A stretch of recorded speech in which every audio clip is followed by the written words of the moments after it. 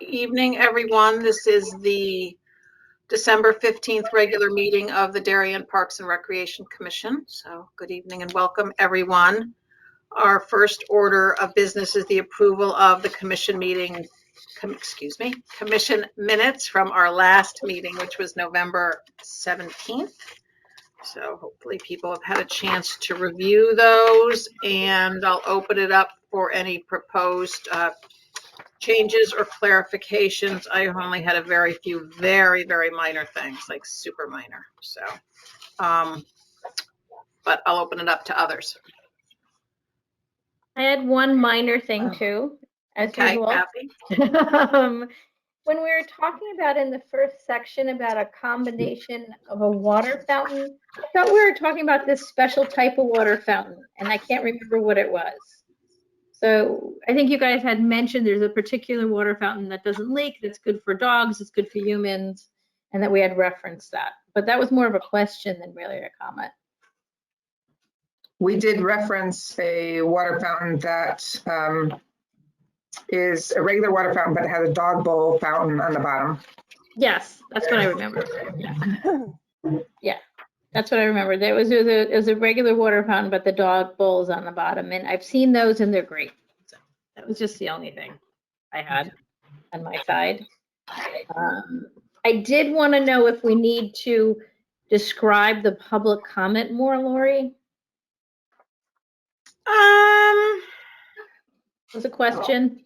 I think that would be difficult, and it is recorded. Okay. Should we reference the recording if they want more information, maybe?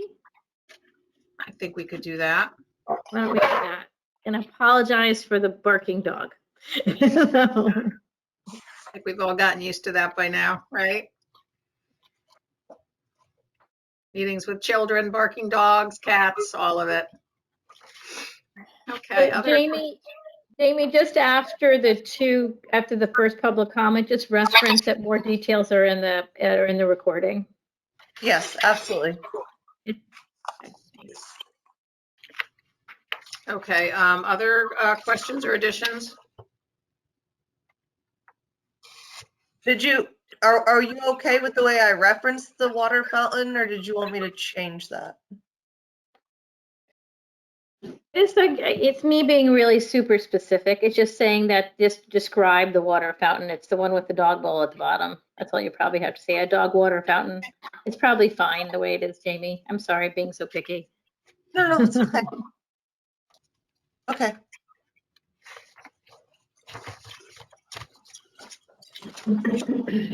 Other clarifications or corrections? Sorry, as unusual, I have to scan the screen. As you remember, I have to scan the screen. Okay, I don't see anybody. The only things I had were super minor, Jamie. Page 2, walking tour section, the second paragraph, which was the first larger one.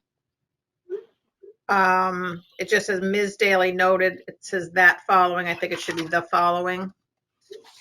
Okay. And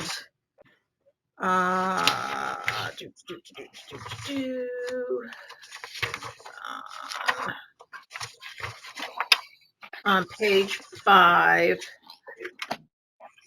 in the chairman's report, where I was speaking about the signage on Parklands Drive, and it says facts such as many trees being taken down were not accurate. I think it should say taken down in the park, because I was specifically referencing signage that said trees are coming down in the park.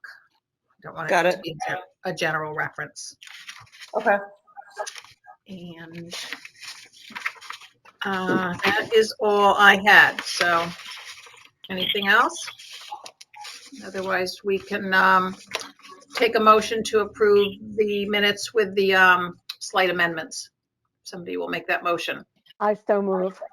Okay, see Mary Louise and Kathy second. Okay. And Jamie, if you can roll call the vote, please. Yes, ma'am. Amy? Aye. Kara? Thank you. Yes. Lori? Yes. Susan? Yes.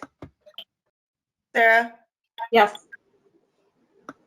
Janet, Yes. and I don't think Tiara's on yet. Have not seen her yet. No, I think she was not going to be able to join till about 8 o'clock. Okay, that's everybody. Okay, great. Okay, next we have public comment. I understand we have 2 speakers then. I saw, yep, Sean's there. So would you want to do Sean first? Yes. Yeah, I will mention, Sean, before you start, and I don't believe it'll be an issue this evening, but and a follow-up to our public comment session last month, I did have a conversation with our first select woman who told me she's asking all commission chairs to not be shy about limiting the length of public comment and also cutting off any form of comment that might be considered objectionable or personal attacks or whatever. So going forward, we'll, and with all of your assistance, we will try to do that. As I said, I do not expect that to be an issue from the speakers who are joining us this evening. So with that, Sean, I will give you the floor. Thank you. Please don't attack me. I'm just here for fun. And I just want to tell you, thank you so much for supporting the pickleball court up top at Cherry Lawn. It's been a great success, as you all know. And why I want to talk tonight is because I know you have plans to rip up the bottom courts and put new tennis courts in at Cherry Lawn. I think that given the popularity of the sport, that maybe we could put in there another court, which would hold 4 pickleball courts. I know you guys use it for high school, but I think with the popularity, maybe that it's catching on so much that even the high school people will start playing it. So since you're ripping it up anyway, let's be proactive and plan on putting another court or using what's there to incorporate a court for 4 more pickleball courts. If you go down there, you see how many people are playing, 16 people on one court, and hardly anybody uses the other 3 courts. So I think that it's just, don't throw good money after bad. If we're going to do it anyway, let's try to incorporate it either there, or if you don't want it there, then maybe the senior center or Weed Beach or something else like that. The other thing is that I know you have plans on doing a gazebo, which I think is a great idea. Just that whole area could be kind of used. And since it is the season of giving, maybe you guys can find it in your heart that and the budget. We raised the money ourselves the last time. We have to do it again, we will, but this is Darian. It's time for you guys to fess up a little bit, put it in. But I will volunteer my time. I told Pam, whatever you need, if you need help building the gazebo or doing anything you want on that end, if you go forward with it, I would gladly volunteer my time for making it happen. And that's basically it. I just don't want you to rip up courts without thinking about not doing it. And yes, it is busy over there, but that's a good thing because people are using it. And that's all the more reason to have new courts built over there and have it done right this time. Not that it wasn't done right before, but have it done with a bigger scope in mind. And that building, ripping out 3 courts and redoing that whole area, incorporating a new set of pickleball courts would be a great thing. Or if you're really unhappy about having it at Cherry Lawn, there's plenty of places like the Senior Center or Weed Beach or somewhere else. That's all I want to tell you, and Merry Christmas, and thanks for listening. Thank you, Sean. Your enthusiasm for pickleball is never ending. No, but it is great to see how much enjoyment everybody's getting out. It's a wonderful project under your prodding us and your leadership. So thank you so much. My pleasure. And Valley Baker, I believe, wanted to speak as well. I don't see a face, so I think she I'm was. here. I'm here. I'm here. You're caller number one. Okay, caller number one. So hi, I'm Valley Baker. I live at 25 Hamilton Lane in Darian, which is basically half a mile from Cherry Lawn Park. I've come to speak about, one, the success of the current pickleball courts that are there, because I drive up and down Brookside and I see how well they are used, and that makes me very happy. I just, for our own benefit, I think all of us in town, or all of us that do play pickleball, would like to see more courts built in town. Be a little bit more proactive when it comes to building courts and having them there before the boom. I mean, I'm sure you all know, but there are currently about 4.2 million players in the United States, and in the next 10 years, they are expecting to have 20 to 30 million players in the United States. I mean, the sport is growing 20 to 30% year after year after year. And if we did not have those 4 courts that we have there, I mean, we would be so behind the 8 ball, you guys, right? Where would we be playing? We don't have any courts in town. So I think, as Sean said, if we are planning to spend some money down at the current tennis courts that are at Cherry Lawn, how about putting down 4 more pickleball courts? And, having this town be proud of who they are, and being proactive and giving us the best sporting facilities that we could possibly have to meet the needs of the town. Those are my comments. I hope I've sold you on it. Okay, thank you very much, Valley. I think I saw that the Y is introducing a pickleball program, but I didn't know that must be indoors. It's probably indoors, and that's great, right? But most people aren't going to go and play indoors, when you can play outdoors 10 months out of the year, right? Yeah. Right. And I think that's great, because there are very few indoor pickleball programs as well, right? Like, where do you really go to play indoor pickleball? Like, as of next week, it's going to get really cold. But there are still, people were out there playing the other day when it was 40 degrees and they were all bundled up. It's a great sport. And I think as a town, we need to support it. And as Sean said, whether it's at Cherry Lawn or at, the old senior center over at, at the middle school or down at Weed Beach, but I think we need to show support of the sport, right? We show support of every other sport. We have beautiful baseball fields. We have beautiful football fields. We have great tennis courts. We have great walking paths. How about some great pickleball courts? And a lot of towns are ahead of us too, right? Yeah, it would be interesting. Yep. We could do some homework on, comparably sized, New Canaan or Westport, maybe comparably sized populations. Well, we know New Canaan just put in 4 new pickleball courts, actually 5, but one is kind of a court and a backboard combination. So that, just leave it at 4. So that's what's really used. Compo is building brand new pickleball courts. Tuxness Hill up in Fairfield, 4 brand new pickleball courts. Milford, brand new pickleball courts. Everybody has the courts. They're not in the process of building them. They've built them. Norwalk is spending $600,000 on new courts. Greenwich, new courts. Trumbull, new courts. They actually took 4 courts and converted it. So it's like Val says, it's time to be proactive and not behind the 8 ball. Time to be proactive. Instead of reactive. And the thing that is so wonderful about this town is we have probably the best pickleball program as far as being taught to play pickleball through Darian Parks and Rec. And we don't even have the courts to support it.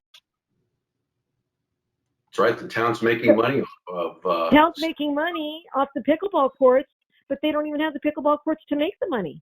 Because if you make all the money on the courts, no one has anywhere to play. And that's a good point, because when they start, when the summertime comes and Steve is giving more lessons, and taking more not even time summer, with Sean. us. Spring. spring. When spring hits, there's no courts. That's right, because the town will be using And, it. and that's neither here nor there. I think I think what we really need to know, and the way that we really need to approach this, is it's a growing sport. A town like us should have the facilities to meet those needs. And right now we don't. But most of the towns around us do. Okay. And that's your decision. But I'm here to support and help in any way I can. All right. Well, thank you for those comments. I know you're both very passionate about this topic and sport. So thank you for joining us this evening. Thank you so much for having us. I appreciate it. See you. Merry Christmas. Merry Good night. Christmas. Good night. Pam, did we have anybody else register for public comment? No. Is there anybody else who would like to speak?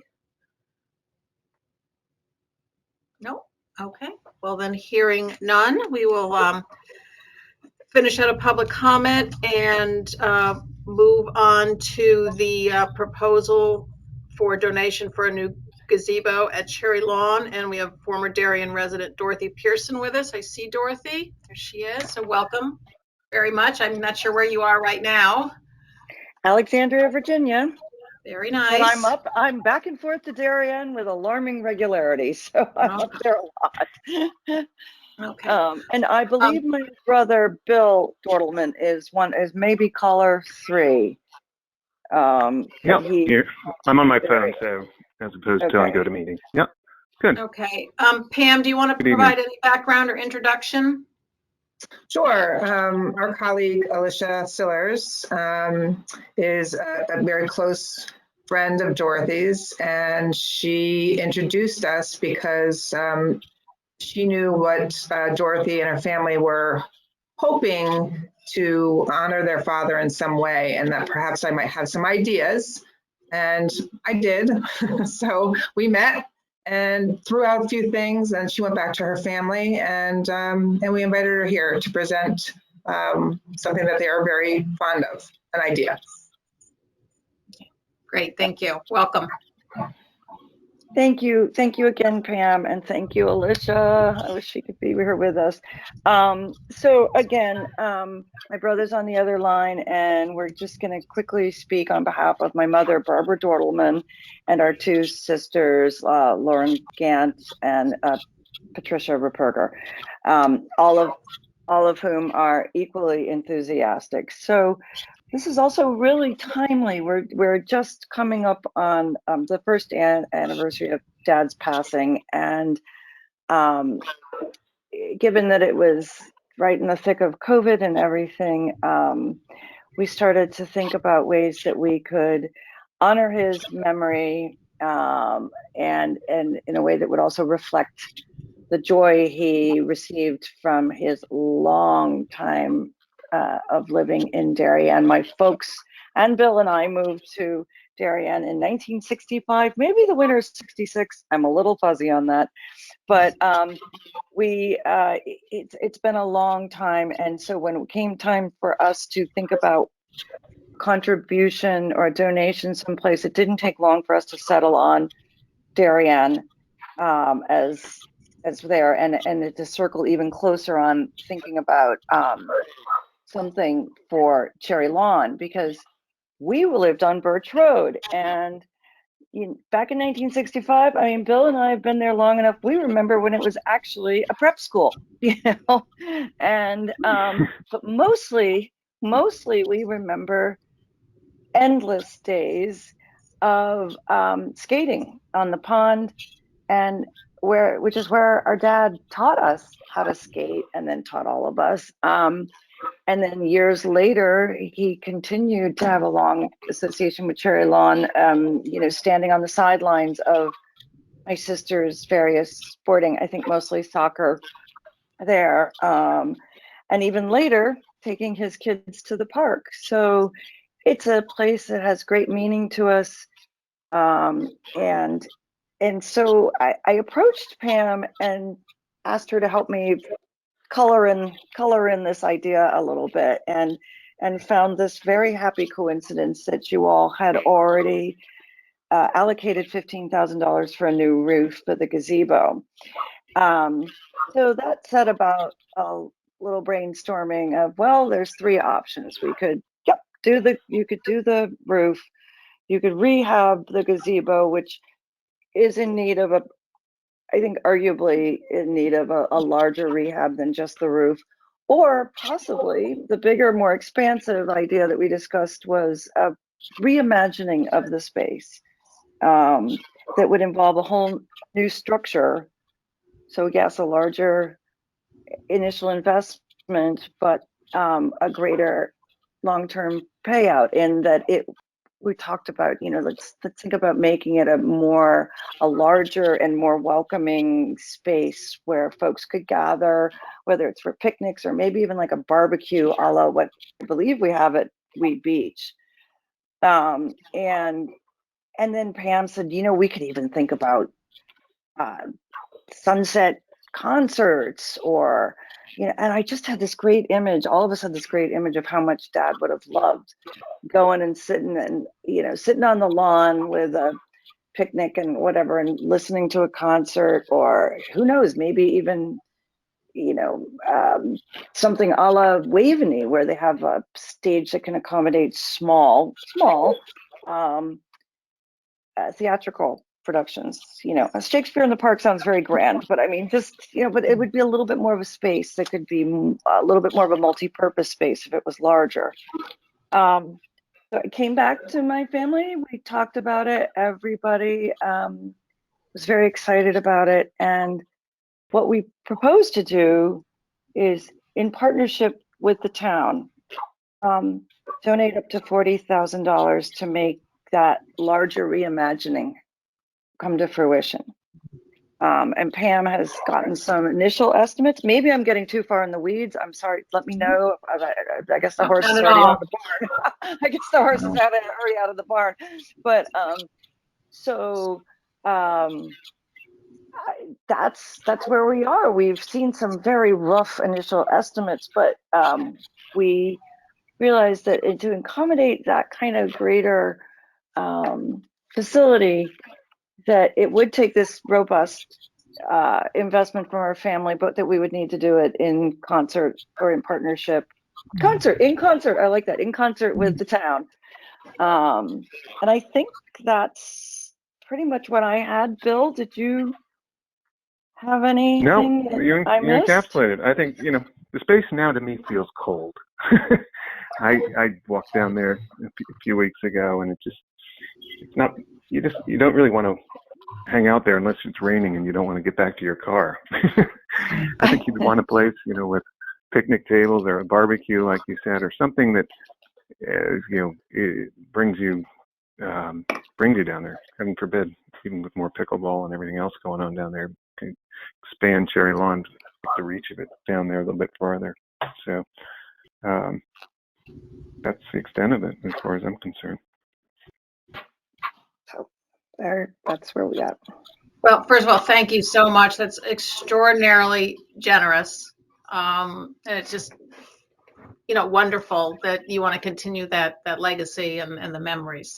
So great to hear. And, we've all identified that our lovely little gazebo. I mean, personally, I love the style of it. It's very quaint and, we love that, but we've all agreed that it's kind of sad right now, and definitely in need of attention. So with that, I'll open it up to questions and comments from commission members, please.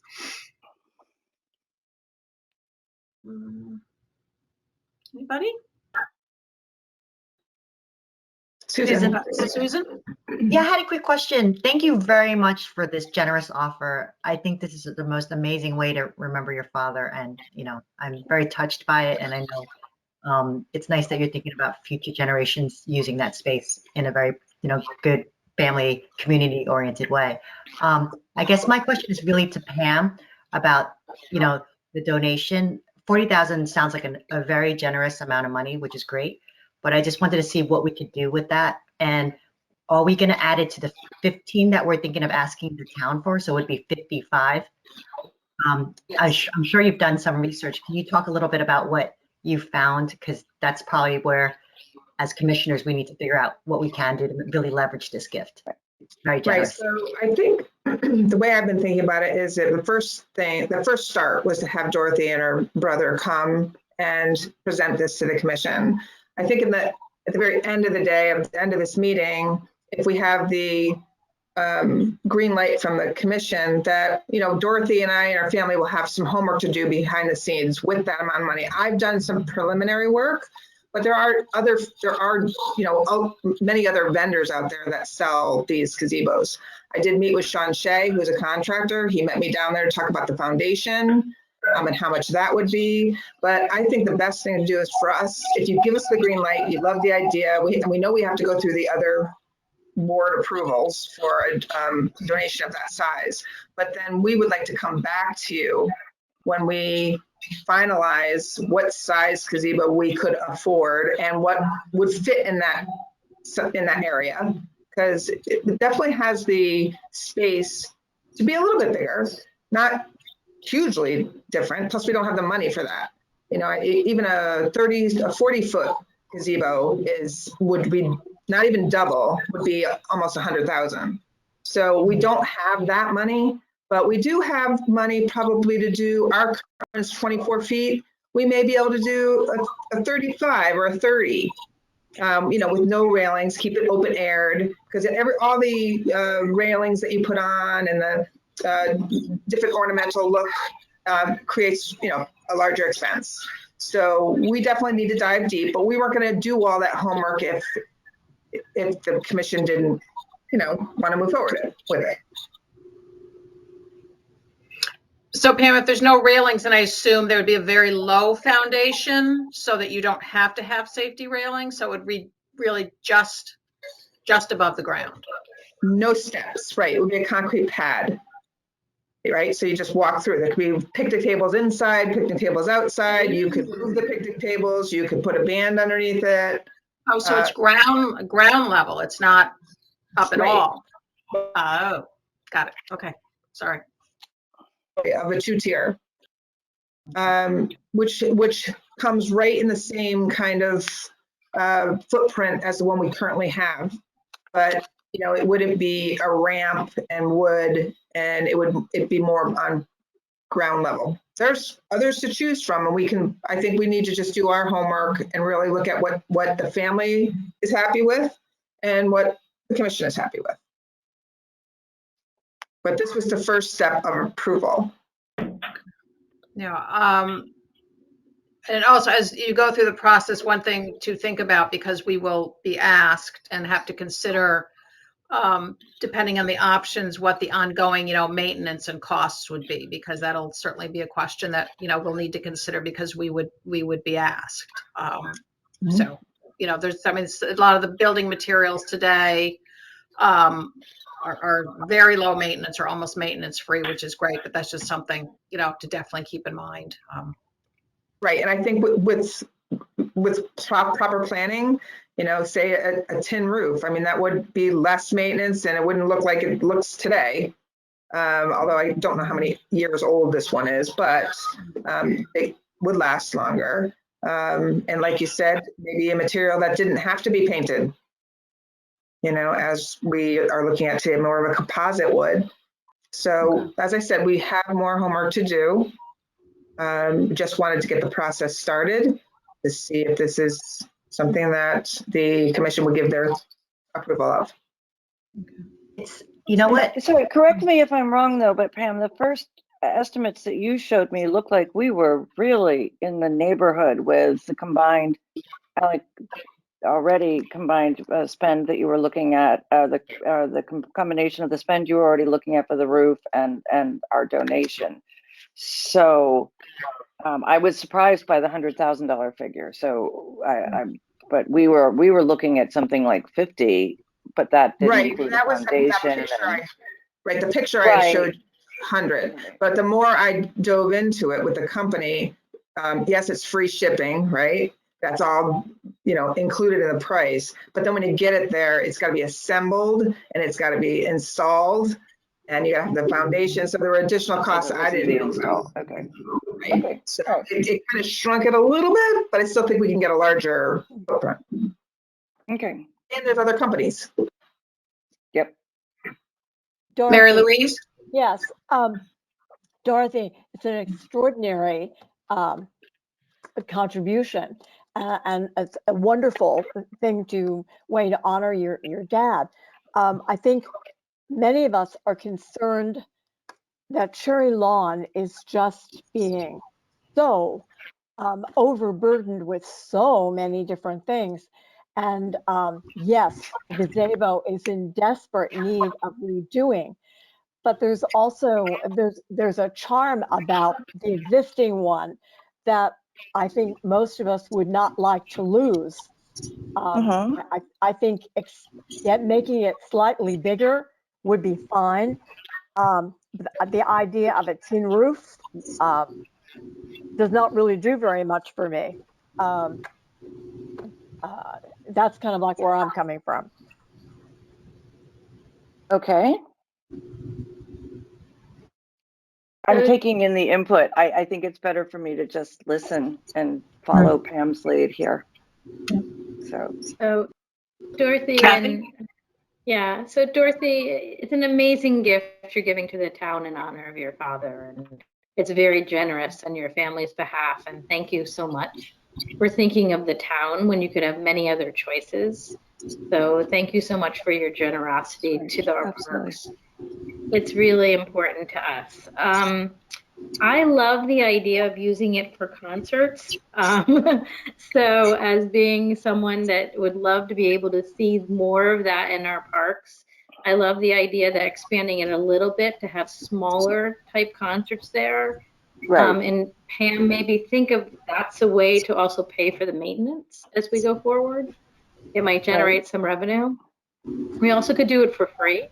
But in the same time, I think it would be a great asset to this town. It's something that Pam, you do with your lovely large concert over at Highland Park. But to have smaller concerts would be a great benefit to the town and a great memory for your family, for your dad. You can see him sitting there probably watching it all every single time. Yes. I think that's a super point. I think the other thing we need to remember is that when we're considering maintenance and whatnot, is that we really need to look at what you would call the delta. I mean, it's not just you're going to have maintenance on a is it a shingle roof that it is now, or so you're going to have maintenance on even if you just rehab the existing structure. So I think it's going to make sense for us to look at the marginal change in maintenance, and depending on some of these design structures that we may be looking at, we may actually find that we would be looking at a design where we would land on smaller maintenance burdens. Just that I'm just kind of jotting down notes for as Pam and I go forward, if we get to go forward with your blessing, that it's possible that we could find something. But obviously we need to weigh that against the charm and the and the sort of legacy look of the existing gazebo, right? So thank you. Yep. Other questions or comments? Sarah, Cara, Susan, Amy, you're in there? I can't see if you. I wanted to clarify. Oh, wait a minute. I don't know who's going to talk. That might have been Amy. Amy? Yeah. So I think we need to refurbish the gazebo, and I think we'll be. I guess I should start by saying thank you. Actually, excuse me, thank you, and I appreciate your image of skating on the pond, and you probably know that we want to help resurrect, clean up that pond as well. So hopefully that will become a nice venue for skating as well, and other people will have those memories. I am a bit concerned, of course, about the neighbors' reaction to potentially having concerts there. I think we do have other better options for concerts, but I do think that we need to look at refurbishing the structure or replacing the structure. I'm concerned about the size. You know, we just have to take a really close look at that. And I'm sure there'll be town input, you know, as we get closer to that too. But I think it's a really exciting idea and a wonderful way to remember your dad. So thank you very much.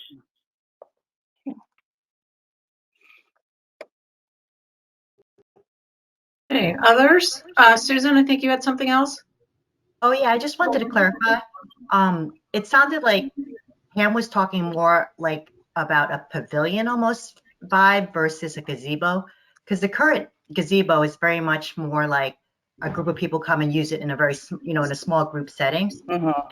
When you open it up a little bit for concerts and things, it's more like almost like a little pavilion that's more open in the feel and the use of it. So I think as a commission, we just have to agree on the use, like how we see that space being used. Like, are we as a commission saying we want to do concerts there? Because it sounds like some might not be, inviting more events, or are we using it for just like smaller groups to get out of the rain and sit on benches and just, get out of the sun? So I think to get that clarification from the commission would be important before we decide how to go to the, what the next step is, because Pam's going to go out, and if she's looking at pavilions and everybody doesn't really feel that doing concerts and we need to be in agreement. And I, would like to see it used more, but I also am sensitive to some of what the other commissioners are saying about, opening up the space, having the traffic and the volume. So that's something, to think about. And that if we do something that will include concerts, that we will be conscious of how much we use that space. If we do, so I know we have enough, like we have Tilly Pond, we have Highland, we have all these spaces. So it's never going to be like every weekend, but just to be sensitive to that as we're going forward, and to maybe communicate that to our commissioners and the community, that we don't see it as every weekend we're rocking something, or you know what I mean? That's always a concern with the neighbors, and I don't blame them. Noise travels and stuff like that, and and people have young kids. So I think we need to start there first before we start kind of diving into this, what we're going to do in terms of having Pam go out with this charge. Because if she comes to the next meeting and we're doing something that's more concert based, I think people might not be comfortable with that. So let's start the first step first. Yeah, I think I was thinking more of like a string quartet and not Taylor Swift, but I think it was a much smaller type concert. I wasn't really thinking of a large band.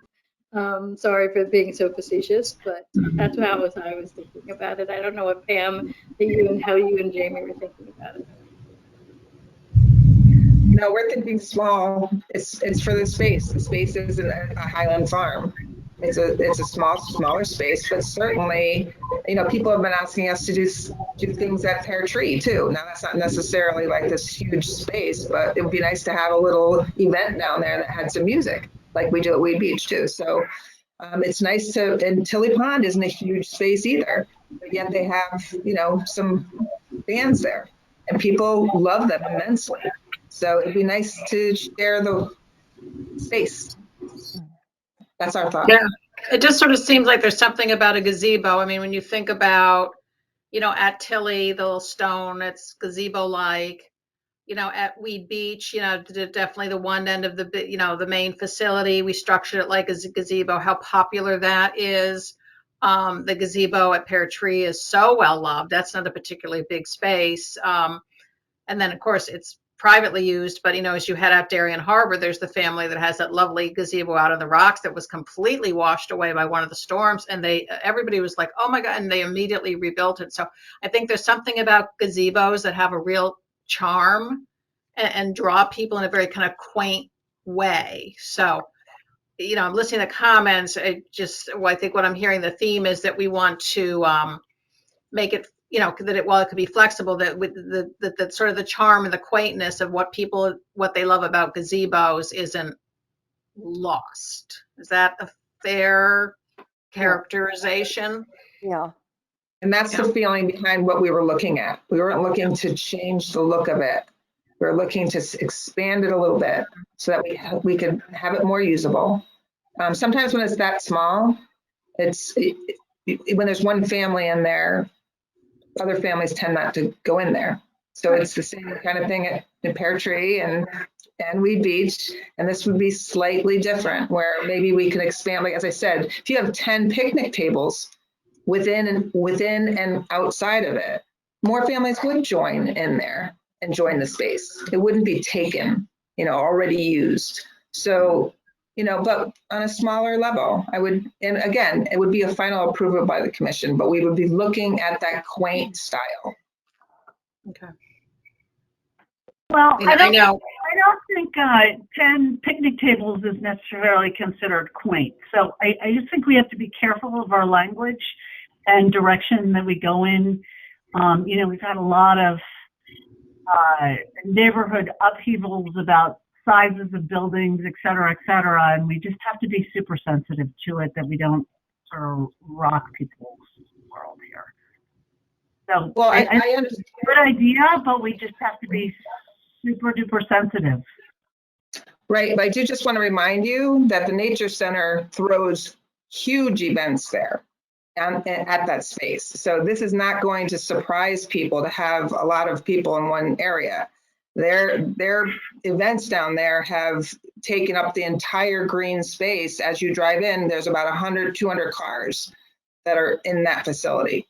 So yeah, I think people are pretty aware of what the Nature Center is doing and it's not frequent. And the Nature Center is a community, it's a neighborhood thing. It's during the day. It's, it's like lots of kids zipping around and not so many bands or, concerts, as you say. So I think it's a great idea. I think it's, people will get their arms around it, but I do think we have to be very, very sensitive, Pam. okay, I hear you. Okay, good.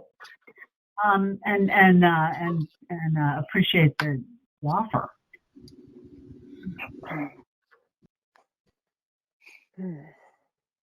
Okay. Sarah or Cara? I don't think we've heard from Janet too. Janet. Okay, sorry. So like scanning all the faces on the screen, it always challenges me. Thank you so much for this generous offer. I agree with a lot of what Amy just said about, and Pam, that, we do have all these other venues in town, and I wouldn't want to advertise it as a concert venue. I wouldn't want to sell it that way because I think that, we just don't need to go and pick fights with neighbors. We've got other things that we need to focus on. So I think refurbishing the gazebo is a great idea, and it obviously needs to be done, but we just need to be careful about how we're, kind of putting that package together. Okay, thank you, Sarah. Cara, did you? Sorry, everybody's face is literally just moved for some reason, so. I'm tracking all the comments, and Dorothy, thank you for a really generous offer to honor your dad. It sounds really very sweet, and I agree with Amy and Sarah's comments. Okay, and Janet? Yeah, Dorothy, just want to echo everyone else's sentiment for just expressing our gratitude. What a generous offer, and I think it will add so much value. Especially it's something that the commission would probably be looking at soon anyway. So just thank you for that, for the generous offer and the special tribute to your dad. Thank you. So I think we've heard from anybody. It doesn't sound like there's any more questions. So Pam, the next step would be you'd want just a sense of the meeting that the commission would like you to proceed and work with Dorothy and her family to continue researching, designs, costs, understanding, maintenance. Dorothy, you're right. It might be less maintenance, but we have to have that buttoned up. I know we will be asked that question. So we do need to understand that. So, and then you would circle back with us with different design ideas or whatever and sizes. And we could always, once you get a fix on a size, we can certainly all go over there together or individually and just kind of walk it and get a, sense of what the footprint would be. So is that correct? So can we do we need a formal vote or just a sense of the meeting, or is it basically the same thing? I think I'll leave that up to you, whether you want a formal vote. Okay.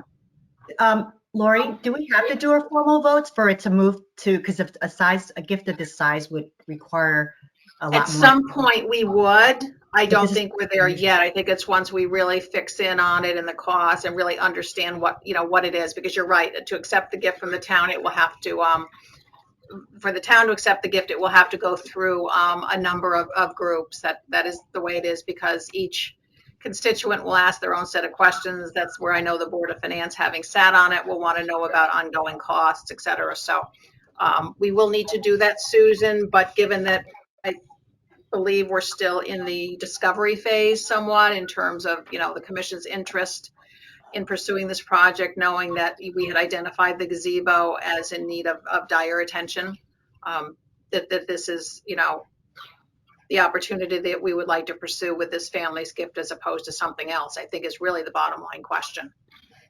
It sounds like, just from listening to everybody talk, that the built, like what we have at Weed Beach now, the gazebo there, how it's open. Yep. I think that's makes it larger. It's actually not a very large gazebo. It's not, but because it's open, it actually has more of a space perception. And I think that helps. And then when they do concerts at Weed Beach, they're doing it on the steps that has the 2 steps, right?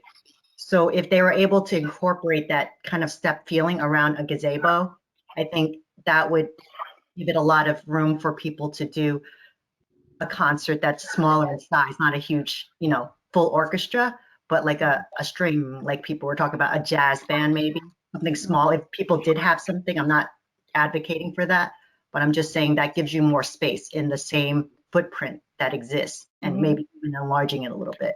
And it's pretty low maintenance at Weed Beach. So anyway, that's what I was going to finish off with. And that was my thought. Okay, thank you.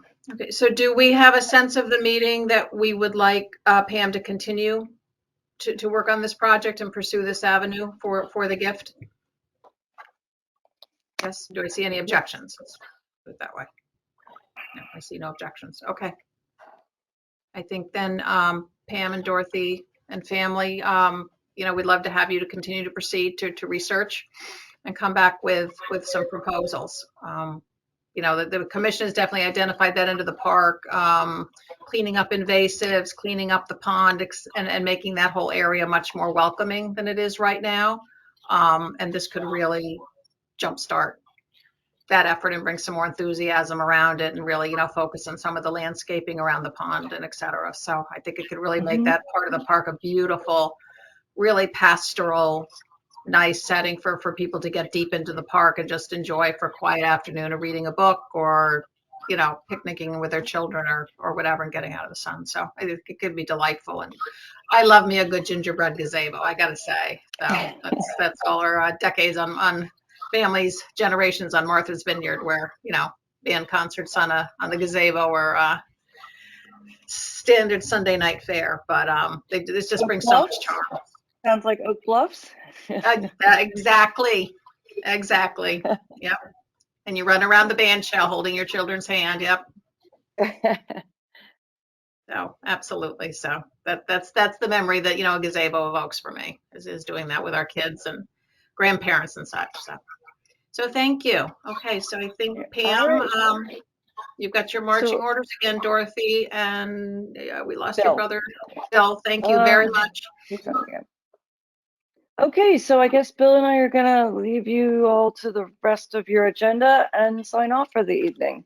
And Pam will circle back to me in the new year, I'm guessing, right? So great. Okay. Have a really, really blessed set of holidays, everyone. Okay? Thank you. Thank you very, Cheers. very Thank you. much. Bye. Bye.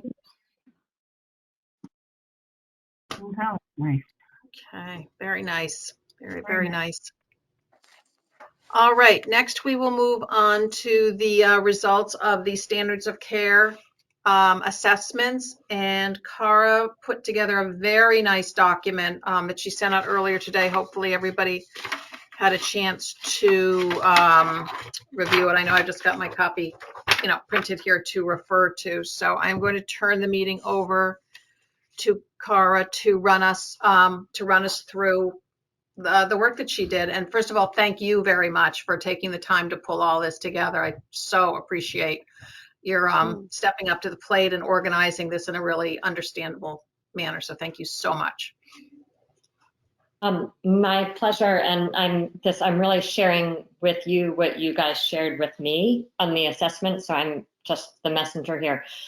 Did everybody, for everybody who's got their camera on, be able to see as many people, does everybody have a copy of this, or can you pull a copy up on your computer? Is there anybody who does not have a copy? Okay, excellent. So, so in any event, I'm here and excited to share with you guys what I learned through this assessment against our standards of care. If people just want to turn to page 2, I'll start going, and I will try to do this as efficiently as possible. My thought is that maybe if there are any questions, if you hold them to the end, because I think getting sort of the big picture is really helpful before getting stuck in any of the weeds. But so starting on page 2, everybody knows as a commission, we adopted standards of care so we could maintain our parks and recreation facilities to, I think what we said, a high and uniform standard. And so the purpose of the assessment was to identify where we thought we were meeting those standards and where we felt like we needed work to meet those standards. And ideally, the assessment would then feed into the budget, and we would synchronize where we needed work with our budget. So that's, I guess, at least theory, and obviously want to use our other tools, the master plan, town surveys, to really inform what's in the budget. So today I'll just quickly go through methodology, which makes it sound really dry. I promise I'll keep this light. What we learned, and then some suggested next steps. So if people turn to page 3 in your document, the assessment form, which many of you filled out, so I thank you guys for the folks who did do it. The assessment tool looked at the 9 areas in each park that corresponded to what the standards of care are. So the natural, I won't read the areas, you guys know what the areas are, but I just used them in the same order that they appear on the standards of care.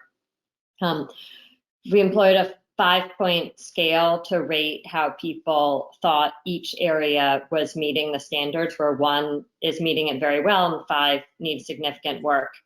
I think important to know that 10 people, thank you, provided written feedback. So there were 6 commission members and 4 RTM members.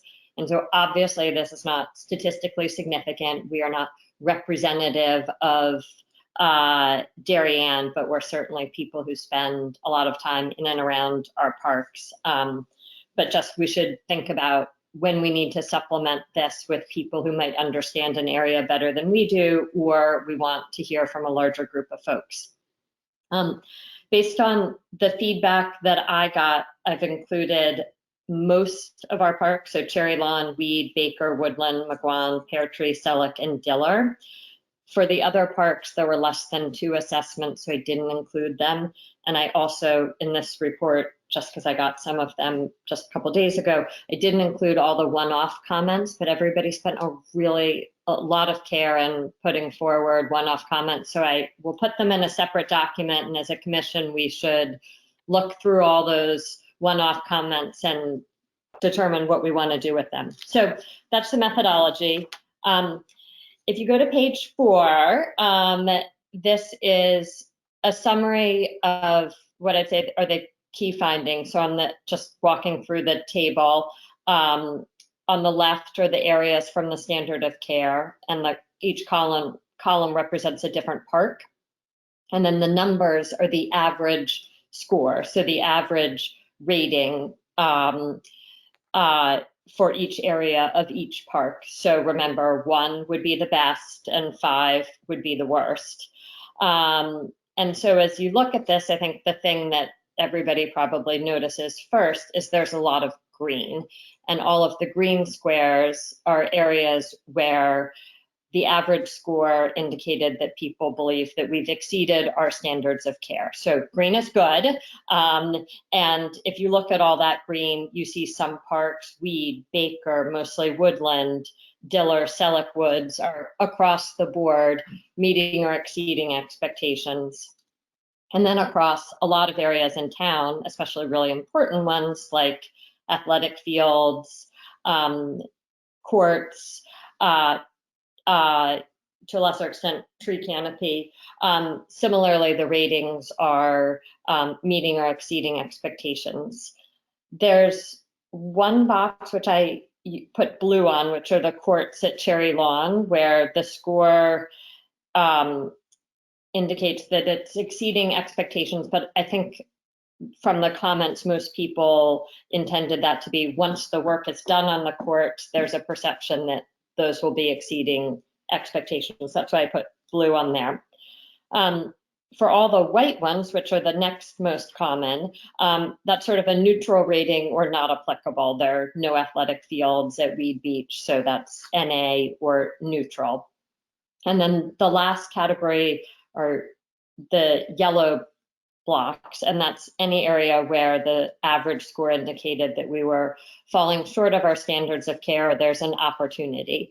And so identifying the places where there's an opportunity, I think, was the first real finding from this work. And noting those areas is sort of the easy part. Figuring out what to do about them is maybe sometimes the harder thing. So I thought what would be helpful is just to share with you some of the representative or amplifying comments for each of those areas in yellow. So if people we've covered page 5, which are the areas of strength.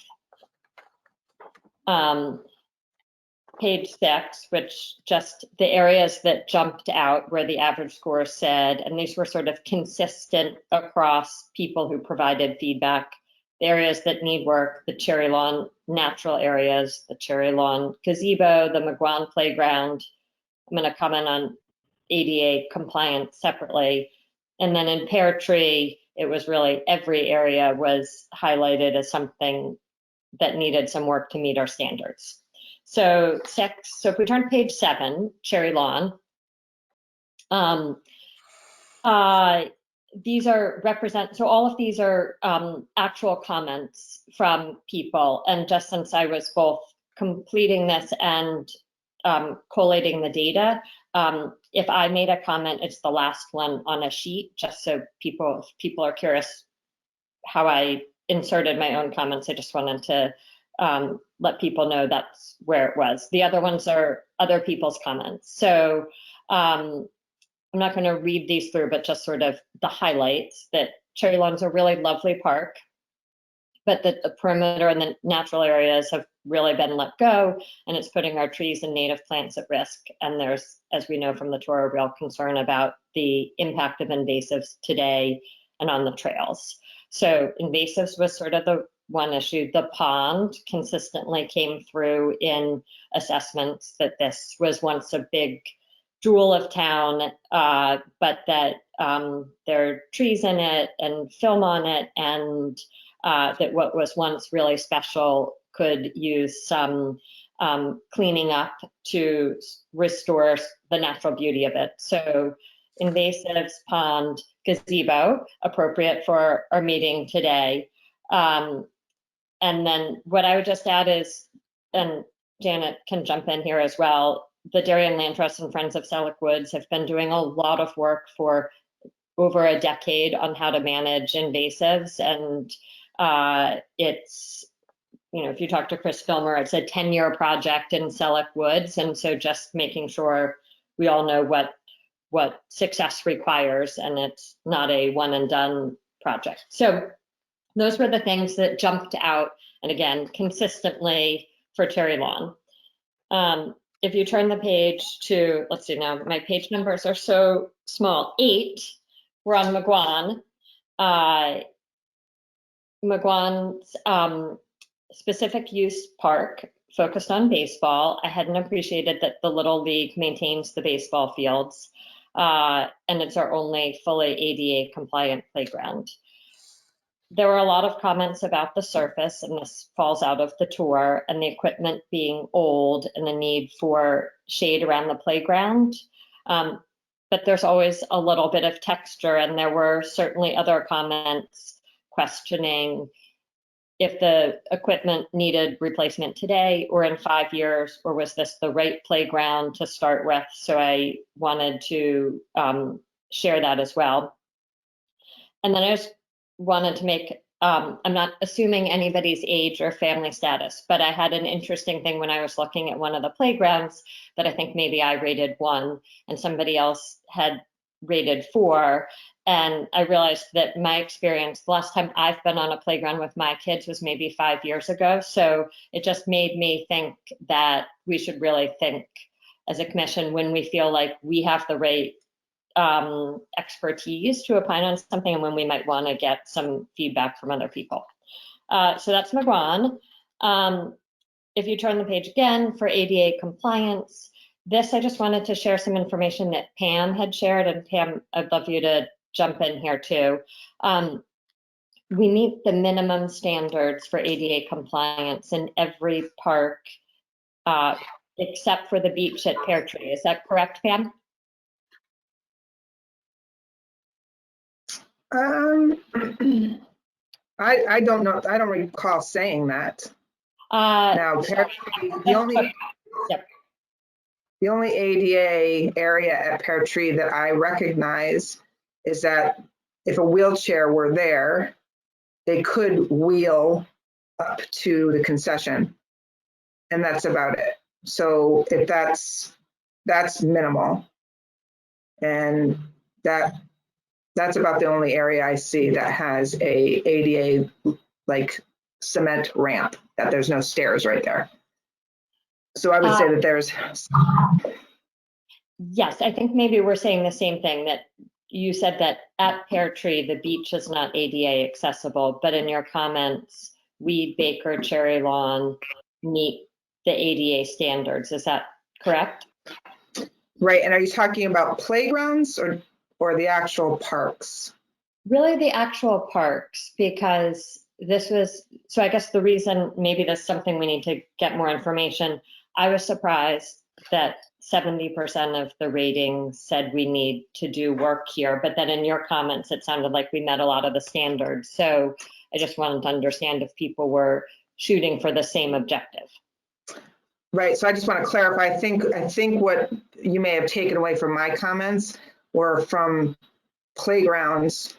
Our playgrounds, besides McGuan, because that was fully done as an ADA playground, is that the playground equipment at Baker, Weed, and Cherry Lawn meet the minimum standard of playgrounds for ADA. Okay. It means they have a transfer station is considered putting in an ADA component on a playground, but it's minimal. It's not like McGuan. So I think perhaps that's where maybe you walked away from my comments from that. Okay, so our playgrounds, and then from the nature preserves, woodland and Selleck's, is what are our requirements to be ADA compliant? Yeah, woodland and Selleck's are not ADA compliant. Okay. Do they need to be? Yes.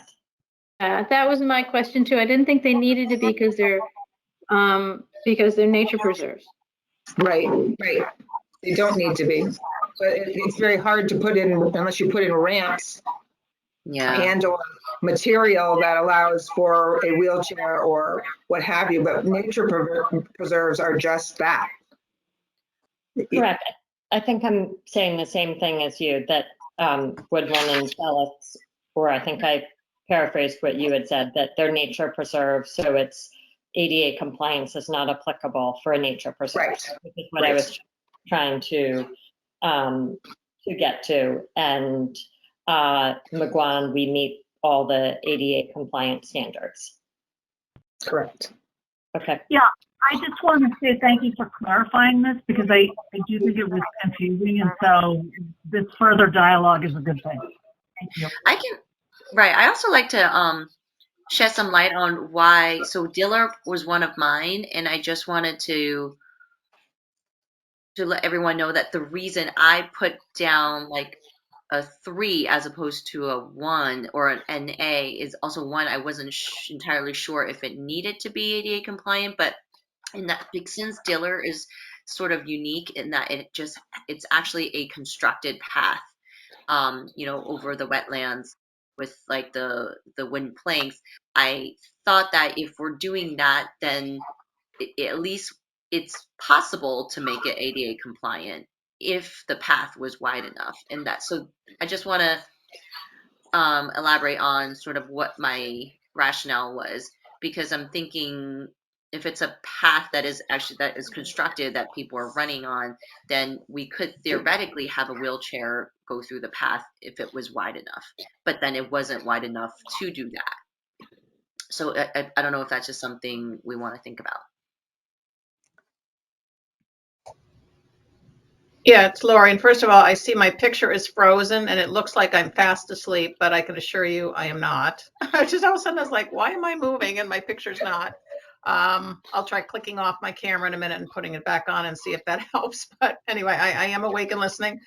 Yeah, the ADA, I mean, that may be an area as we go through this that we just want to get clarification from town council and make sure we understand what the requirements are and aren't, because it's not that we necessarily have to make every park ADA compliant. I think it's in many that we have to understand what our bare, basic requirements are and they're being met. And then after that, I believe it becomes aspirational in terms of how we want to make our parks accessible as we're thinking about different projects. So I think one is buttoning down, knowing what our requirements are and where we have them. And then secondarily, it's more thinking about on a go forward basis. For instance, Diller, that was property we basically weren't using until a few years ago. For newer members who may not know the history, and we were approached by the Darian Athletic Foundation, who wanted to make a very generous gift to the town of building a cross-country track for the high school team, because they were one of the few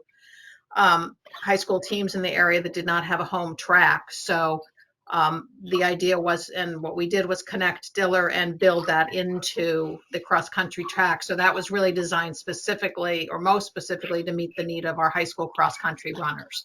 So just to give that context. Excellent. So we'll continue the clarification on ADA compliance. So then if people want to just turn to, I think it's page 10,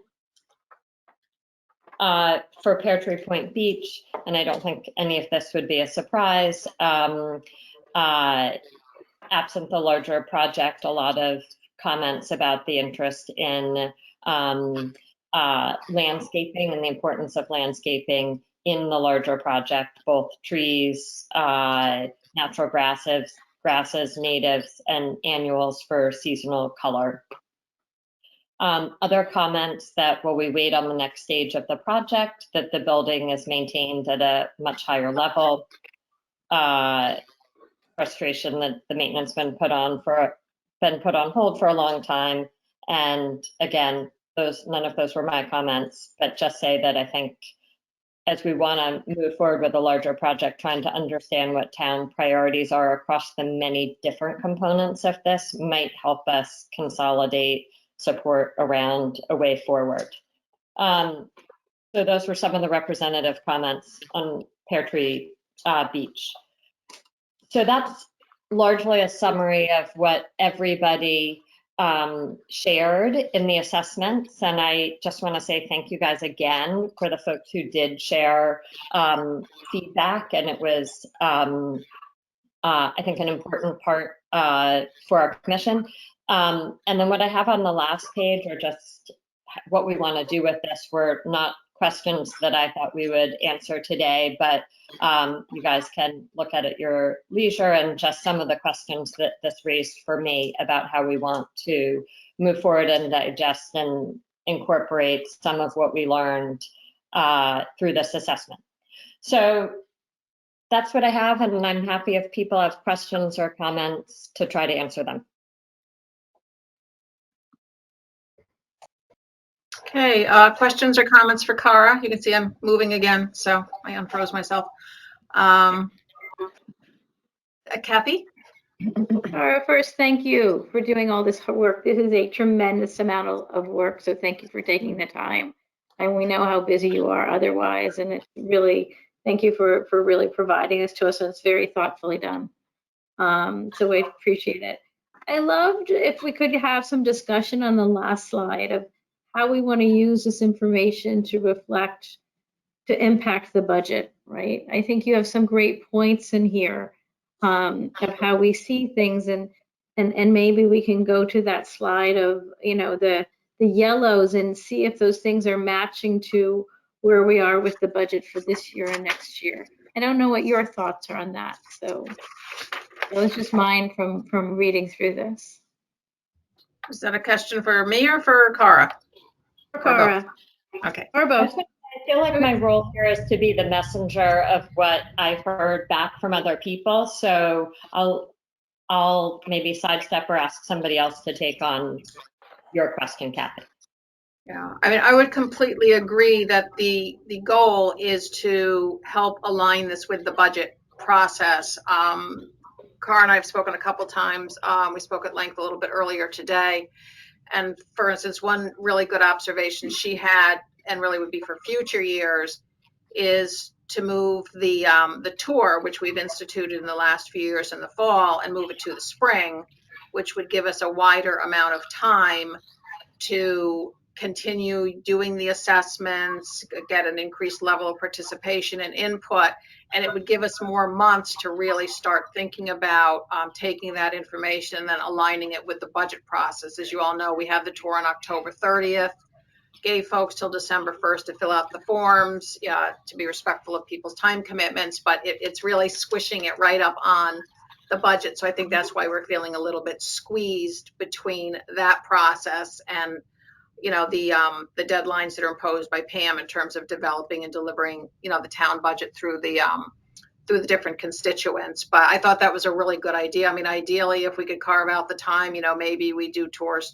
twice a year, maybe do fewer parks, so it's a shorter amount. But thinking about sort of how do we, you know, time that process to tie into this more effectively. But certainly, as we discuss the budget tonight, we can use the the yellows in particular as guideposts to help us with, you know, some of the discussion. And I did ask Pam in advance to be thinking about it as we talk the budget, about the budget in our next segment, to be, you know, tailoring her comments to how they, you know, align with the standards of care and some of these findings. I'd like to add, Cara, great job. Outstanding. And I love having the color ratings that just kind of jump out at you.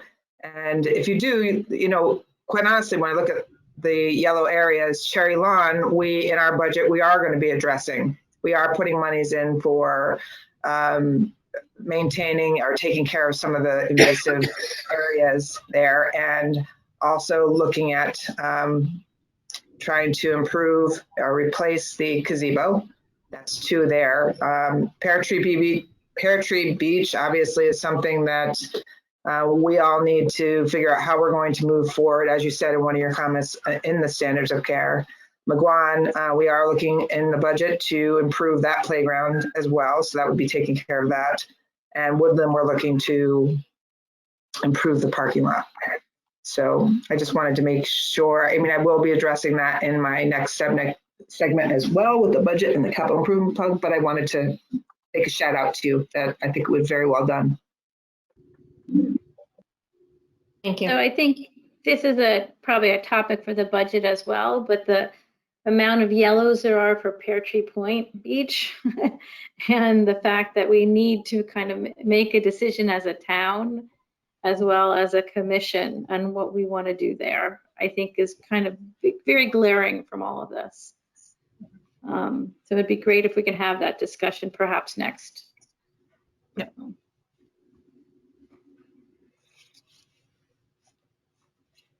Okay.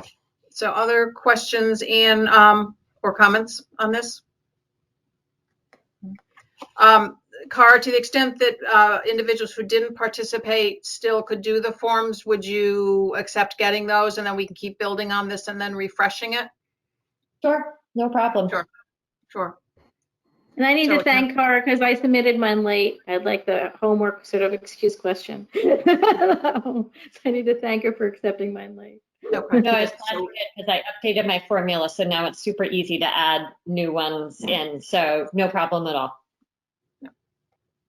Yep. Oh, and you know what, Cara, we talked about today that Pam filled out the forms as well, and Cara had them to review, but Pam, we didn't include your response to these numbers because we didn't want to have any question that there was any sort of kind of bias in the numbers.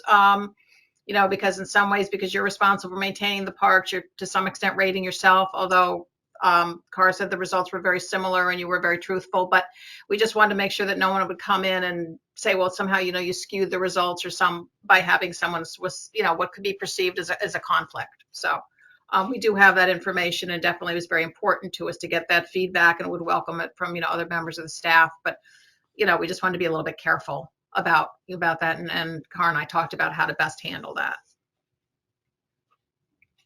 Okay, and certainly Adele, members of your commission, I know we did have some 4 members participating, but you've got a pretty large group of committee members.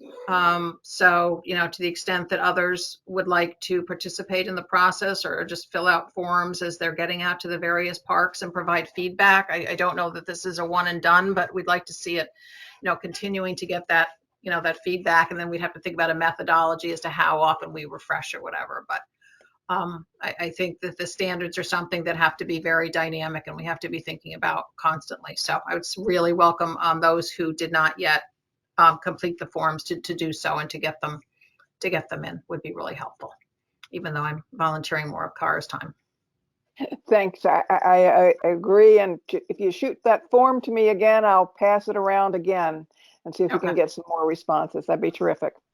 Okay. Sure. Perfect. So, okay. So I think we'll stop on that tonight, but I think it really does segue into the 2 budgets. I could make a few comments on Pear Tree that I was going to leave to the director's report. Might help set some context if we go into that. So if people would like me to do that, I don't know. Do we have officially need to move the agenda? Or I can just make them as comments. Make them as comments. Okay. So Mike Scrow, who most of you know, former commission member and who was co-chair of the Pear Tree Building Committee, which is a committee that was appointed by the Board of Selectmen, arranged a conference call, I guess it was late last week at this point, with Randy Tankus, who is the vice chair, and Dan Biggs, our Weston and Sampson representative who's been shepherding us through the process, really just to get an update on what's happening. And the approvals are working their way very slowly through, you know, through the process. I think I forwarded it to before. Did I forward all of that to you, the summary we got the other day, or did I not do that because it just came in? I may not have done that, but I will get that out to you guys. But the soil and sediment samples were completed. They've been submitted to the Army Corps of Engineers. Everything that needs to be in is in.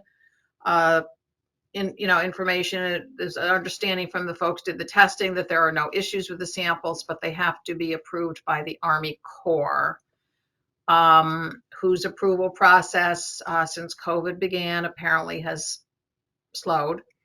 So we need to receive that. Once those approvals are hopefully received, those are the last major piece of the application that needs to be done for us to put the entire application into Connecticut Deep. So the formal application doesn't go into Connecticut Deep until we get the approval from the Army Corps. Dan also mentioned that the Darian Harbor Master will have to review the entire application and sign off on it.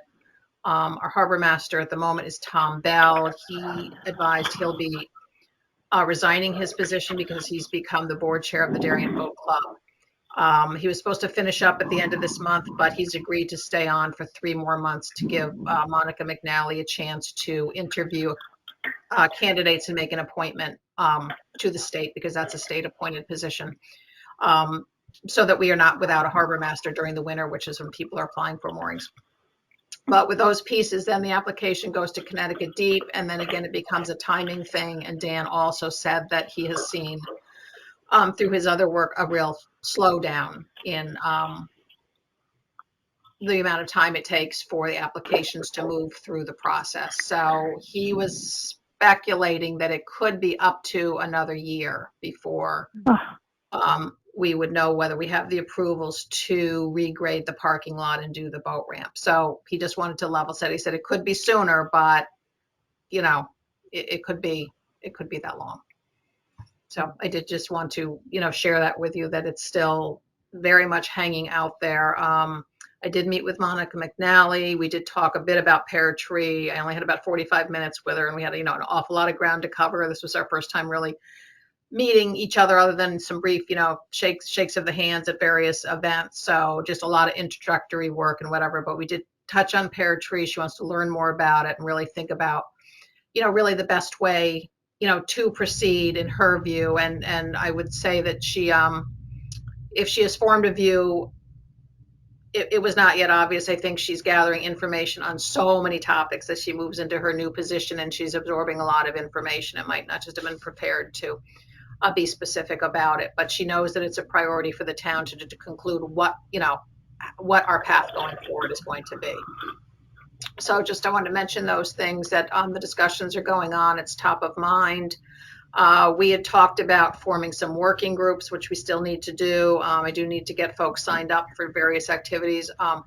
But in terms of really looking at almost thinking about how do we proceed with Pear Tree? Like what are the steps we need to take to get this thing moving, find a path forward, reach community consensus. And Cara has raised her hand to spearhead that effort for the commission. And we'll be looking for, you know, a couple of other members of the commission to join her on that. And then we'd also like to get some non-commission members, maybe a few members of the RTM committee or others, just to really, you know, talk about, like, really lay out what are the steps, what do we see as the steps we need to take to conclude, you know, help the commission really formulate the path, you know, how we want to move forward and build the right consensus within town. So she will be picking up that charge probably after the first of the year, I would imagine. So that's just a little bit of context about Pear Tree as we go through the budget process. Okay. So Pam, you can take it away. Okay. Okay. So I am going to start with sharing my screen for the proposed operating budget. So bear with me as let's see.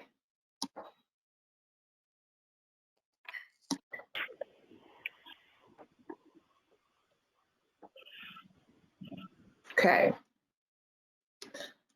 So I presented this to you all last month. I did add some additional expenses. So if you go to the bottom of the screen, you will see that I highlighted just a small increase. It's just a 50-cent increase for instructors that we have all year long for indoor volleyball and basketball. and then a $2,500 increase for a special needs program that our department has really made great headway with. And we have buddy leaders. I'm sure I've had that in my reporting each month, but we're gaining a lot of traction. So I wanted to add 2,500 on top of the 2,500 we have. So it's really a $5,000 total increase, but just 2,500 to this budget. If you go down one, I put an additional sound system, and this was per Monica McNally at our Christmas old-fashioned holiday at Tilly, because we were running two events that day. We had our sound system that we do have over at the Darian Sports Shop. And Jamie Gore was trying to make announcements at our old-fashioned holiday, and we had no sound system. So it was pretty clear and obvious that we're going to continue doing what we're doing, and we do need additional sound systems. So that's where that additional 800 came in. We don't need one as large and grandiose as the one we use at Darian Sports Shop, but we'll need something that's portable and easy to use in different locations.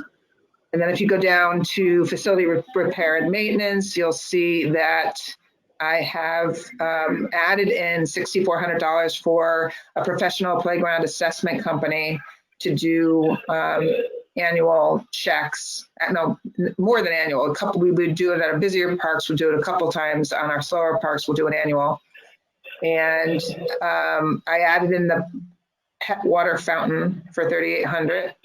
And I cut out the alarm line only because the alarm, $1,500 alarm is a duplicate of the telecommunication line that I have. I also added in the $10,000 invasive, which was actually a placeholder because I was waiting for the contractor to get back to me, which he has since this document went out. So I can reduce that line item by $2,000. His quote came in at $8,000. And that's for starting with cutting, using only organic materials to get rid of the invasives. It's a lot of pulling and cutting. So his labor went up from an earlier quote that was a lot lower. And then down at facility maintenance materials, you'll see an increase of organic. Somebody's got their microphone on. Somebody can turn off their mic. And there was a 50%, pretty much a 50% increase in organic seed, fertilizer, limestone. So I had to add an additional $5,000, or sorry, I added $11,000 additional for all the material of limestone, fertilizer, seed, organic materials, and then an additional $5,000 for picnic tables that have gotten so old. It's just hard for our guys to replace them at this point. So I think we need to purchase. And finally, a $2,000 increase to add recycling bins for events and beaches where concessions are sold. So with that being said, those are the only changes since we last met. I know I've had questions about it was about the $60,000 in the revenue side, which, let's see if you go up to the revenue, you'll see on the paddle court revenue, I believe this was a question from Adele in the Park and Rec Committee. But the reason that $60,000 is there is because we budgeted that before we knew what the end results would be for fiscal year 21. So we were going on the historical numbers from 2020 and 2019 in order to estimate what we thought we would propose in 2022. So that's why those figures are, and of course we never anticipated that we would make that much revenue in 2021. So that's an explanation for that. And if you go all the way to the bottom, what I find very confusing, or can be confusing to some, is why our numbers flushed out at the bottom has a negative like no increase whatsoever, but more of a savings in this budget, which is not true. Because if you look at the program expenses, as I mentioned to you last month, we pulled out 492,650 and we're going to be putting in it its own individual account and only taking and returning the money at the end of the year, the net value from the revenue and the expenses back into the operating budget. So if I were to add that money back in right now, just to figure, it would look like we would have just about a 5% increase in the budget, proposed budget. Does anybody have any questions? I think I have two questions. Sure. Could you clarify the 6400 playground assessment company, what work is being done with that? Sure. I'll give you a little history first. We used to train one of our park staff, our foreman, Sandy, and put him through a training to go out and assess the playgrounds. And that became very cumbersome for the amount of work that our staff does. Plus it was not only time consuming, but it also put a lot of pressure on the staff. So we went to our insurance company to do the annual assessment. And they're also trained in doing that, but they only do it annually, one time. And with some of the, some of the incidences that we've had in terms of questioning whether there's been an injury, it should be replaced, I thought it was important to hire a professional company to come in more than once a year, even with our insurance company, and always make sure that they're giving reports on our equipment either once, twice, 3 times, depending on how busy the playgrounds are. I just think it's a very good thing to put in the budget. Our guys are too packed. So it's a safety and liability assessment. Yes.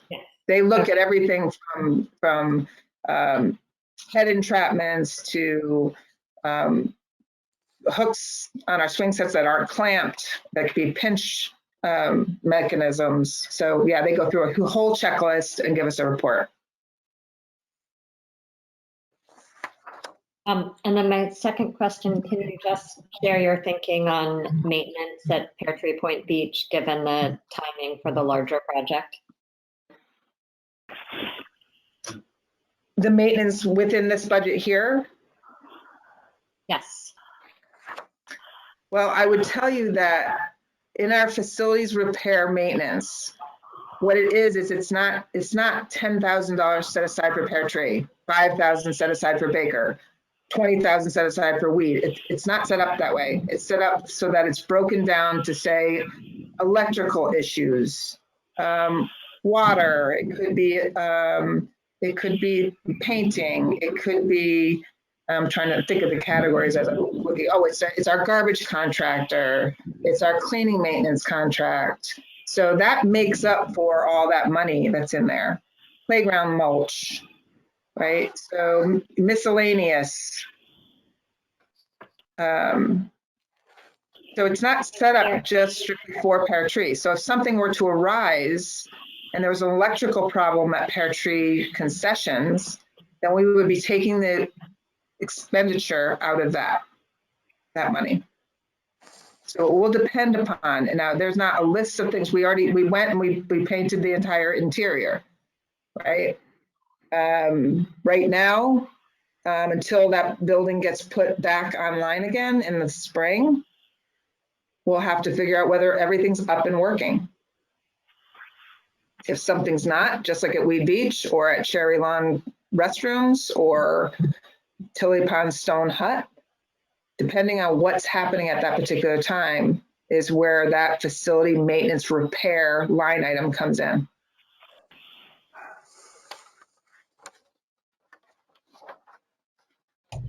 So Pam, asked another way, does the staff go to each park and do an assessment to prepare for the budget and look and sort of anticipate what repair maintenance works might need to be done just because of the passage of time, or how things look, or, you know, painting, you know, exterior buildings should be repainted every X years and interior should be done. How do you build to the numbers for those different categories? Right, we have not done a painting plan, but we do the 6-year capital improvement plan. So yes, we have noticed that the painting at Weed Beach needed to be done. So it's in our capital improvement plan right now. So painting, why is painting capital and not operating? Well, the entire facility is, small painting jobs would be in our operating, but a large project like painting the whole paddle hut building and the bathhouse would be a capital, in my opinion.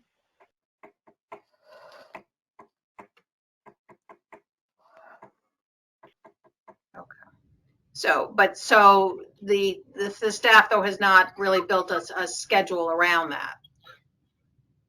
They have not. You know, like for instance, somebody asked me when the last time we painted Pear Tree exterior, and the exterior, I believe, if my memory strikes me right, it was in 2017. So that was 4 years ago. And that was done by a park crew member that was a painter who's no longer with us, but he was a painter and was able to get that job done. And there's not much visible exterior painting that needs to be done there other than the railings and the poles that our guys did that last summer.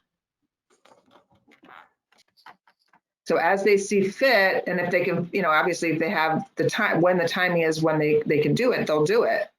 And they'll take the money out of that account to do the fixture. So I don't know if this is part of the larger Pear Tree project or the current budget, but maybe as you look to the larger project, we also think about how long the current facility is going to last and what does it need for it to last while we're building out that larger project. It's in disrepair, and I think Pam's doing the best to keep it up, but it's old and it's getting battered by weather all the time. So. Right, and the advice from our public works director was that he wouldn't even touch the electricity in there to fix it because it's so old. So, you know, we do need a plan, but if somebody has a plan of what they want immediately done, I know people have talked about plantings, but again, plantings need maintenance too. So we're dealing with that right now. I had to put in, actually, did I put that in there? I think I added it. Oh, I'm sorry, I'm skipping around because just today, Kate told me to put money in the budget for landscape maintenance at Highland because of the plantings there, because that was $100,000 worth of work there, but it's a lot of maintenance to take care of those beds, plant beds. And so I did put in money, and I don't. Yeah, I'm going to be adding. Oh, I'm sorry, I see it. If you look over at facility repair maintenance, I just didn't say it out loud. Add $6,000 for Highland Farm plant maintenance.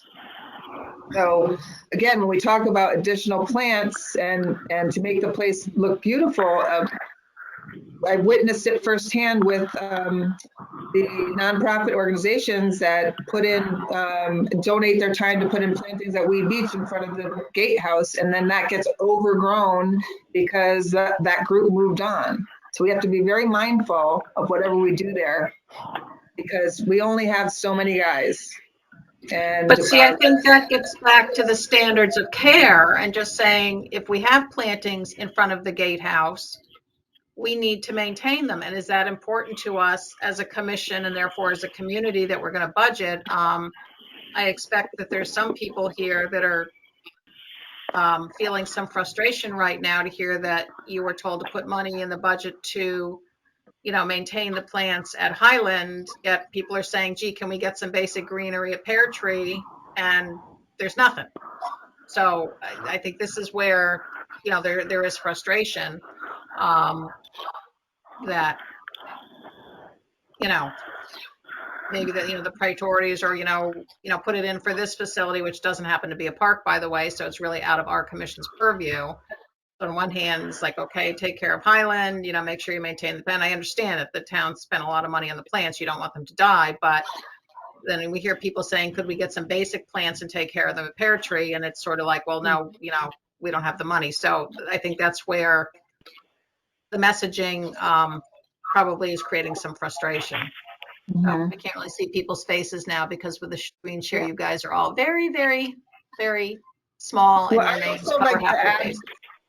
I'd like to add too, Lori, but I just mean that we have to be sensitive to what we put in. For instance, we have great groups that, you know, the gardening beautification committee, but some of the arrangements that were made that they would take care of them, then, you know, they take care of them for X amount of years, and then, you know, our guys, they're not low maintenance, and it becomes a real challenge for our guys because they're, you know, they're groundsmen, you know, so Right, they can do the best they can. But this gets back to the standards of care and saying, okay, if these are the standards we're looking for, what does it take to maintain it?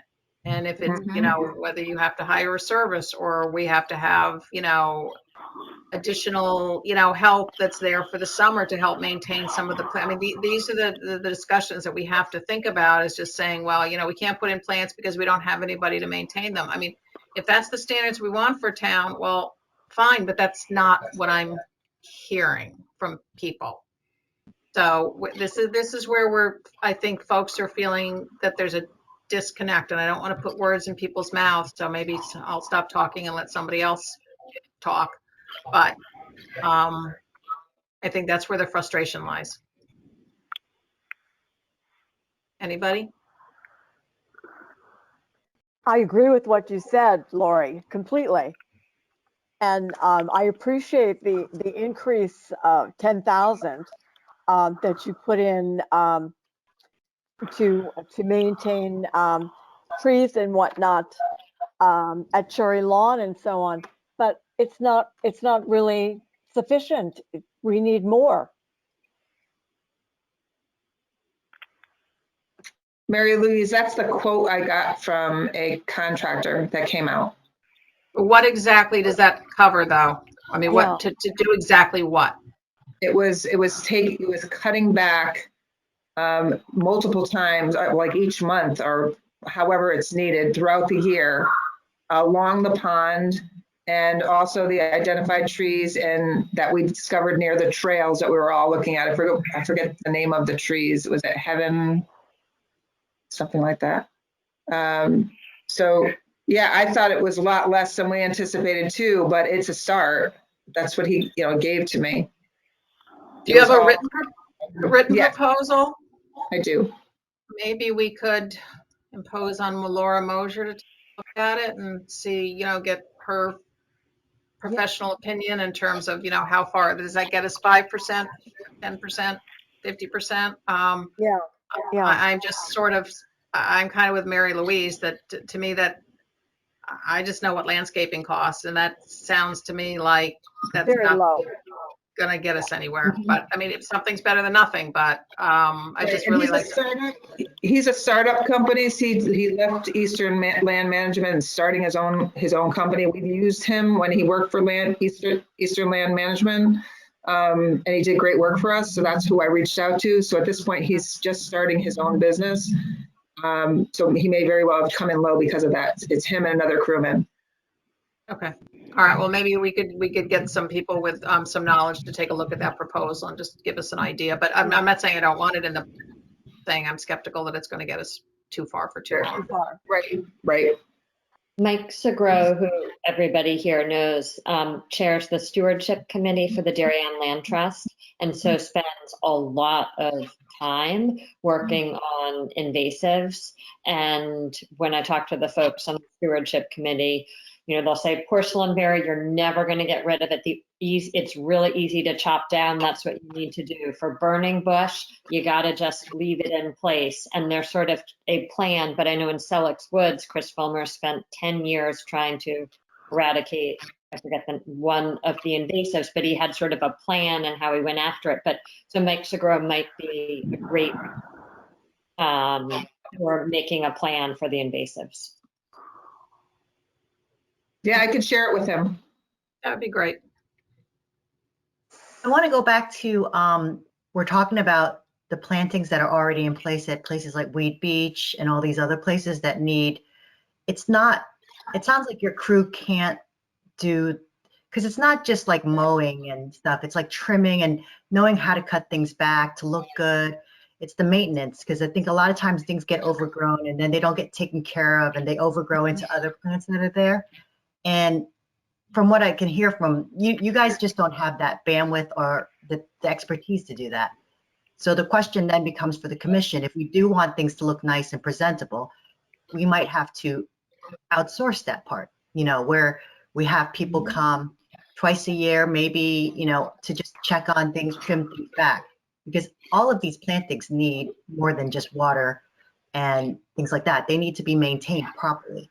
And Absolutely. otherwise they won't look good, because even at Weed Beach, we have such great plantings there. I mean, there are a lot of natives. The garden club, had a lot of things they put in, but they're getting overgrown. Other things, it's just they're not at their prime anymore. And I think as a commission, if your staff can't do it, which I understand, I mean, you've been tasked to do a lot of new property, new mowing, and taking all of this stuff. We need to put a space in and say, we need to hire maybe contract it out to a landscaper that's can do this for us, and then it'll look good, and we don't have to go back to you and say, Pam, why does it look run down, or why isn't this being maintained? Because it sounds like your staff can't do it anyway. So well, I think they do a great job at Weed Beach. Oh, I'm not complaining about that, but I'm just saying that it's not it needs a big, like, someone needs to shape things. Maybe things need to be taken out.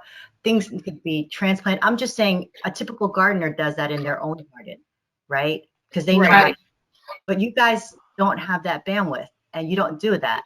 So I'm not expecting you to do it. I'm just saying maybe as a commission, we need to say, like, just like you did for Highland Farm, $6,000, you make a budget and say, I'm just gonna put a number out there. Not that I'm good at this. I mean, I do my own stuff, so I don't have a great grasp of it, but $10,000 to take care of all the plantings at the different parks and, beaches. Put something in there so that you can just tap into that when things need to be taken care of. If the commission says that front of the Weed Beach, gatehouse looks, you call up the landscaper or whoever, or if you need to bid it out and say, listen, we need to clean up that space. Summer's coming. We want it to look presentable. We want it to be cleaned up a little bit. That's, you have that in your budget to do that. And we can't. Yeah, and we can't rely on the garden clubs and the volunteers. We have wonderful volunteers in town, whatever, but we can't run the parks to expect to solely do it on the backs of volunteers. I agree. We just can't do it. So does everyone agree if I boost that up to 12 and just add Highland Farm and various other plantings in our parks? I think it needs to be higher than that. Yeah. Yeah. 15. I think that. What do you think, Mary Louise? You probably would have a closer idea. I agree. More is better. And it's expensive.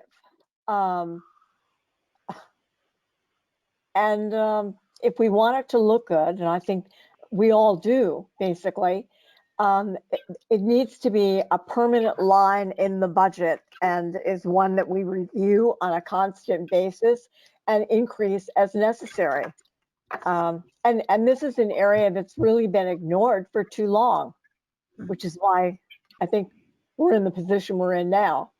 Yep. Yeah. Plants and plantings are investments, and they have, like Susan, they have to be maintained. You don't plop them in the ground and just let them go forever. They need to be maintained. They need to be, they need to be cared for to survive and to thrive. So let's raise it. But Do we then, wanna but go- then that gets back to, you know, the question on pear tree where people are saying, couldn't we have some planting, something? You know, the president is, well, we don't want to put them in because we can't take care of them. I don't think that's necessarily an answer people want to hear. You know, it's like the town puts in all the beautiful flower baskets up and down the post road every year, which are gorgeous. And I love them and I admire them every summer and they make me happy. Well, we don't just put up the flower baskets. There's the little professional people who go around and water the darn things. And they always look beautiful because the town pays, it's not a volunteer. We pay for somebody to water those. It's a professional service. Right. I'm always marvel how darn good those things look in August when mine are looking sad. So That's true. Well that's not being done by volunteers. Well, why don't we start at 15, like Mary Louise said, we'll put it in a separate line item and we'll keep monitoring it. And as needs come arise, I can call a landscape if we feel it's looking shabby or it needs, our guys can't get to it, then we'll use that line item. I think it's a great idea. Sorry, that 15 is to cover invasives at Cherry Lawn, or what's the 15 covering? Yeah, I would say that we would add to the 6,000 to make it 15. That's 6,000. And again, to be honest with you, that came up today. So that's really a placeholder. As I got in touch with that contractor that met me at Cherry Lawn, he's supposed to go to Highland Farm to give me a true number on that. So I put that as a placeholder. Well, wait a minute. So we're talking about the invasives at Cherry. You've been told to put money in the budget for Highland, which is not under the commission's purview. And then we're looking for more money on top of that to improve and or maintain landscaping at other parks. You know, correct. Certainly the two beaches I think are key ones. And then, you know, we'd have to determine if there's other parks where we feel something needs utility or whatever. Correct. So we want to make sure that we're covering off to have capacity for all of those. Yep. Well, I think that's just it. I don't think $15,000 is going to do it for sure. No, it's not. It's so way low. Like even if we put 20 in, it's way low. It should be like 40 or 50. So I think we should go for maybe more than 15. We should try and go for 20 and then maybe see how it goes. But we need to ask, particularly if people are comfortable spending money at Highland. You know, it's $6,000 for Highland that was right there. So we've got a lot of other parks. Yeah, and these invasives are a priority. Yeah, I think we need more.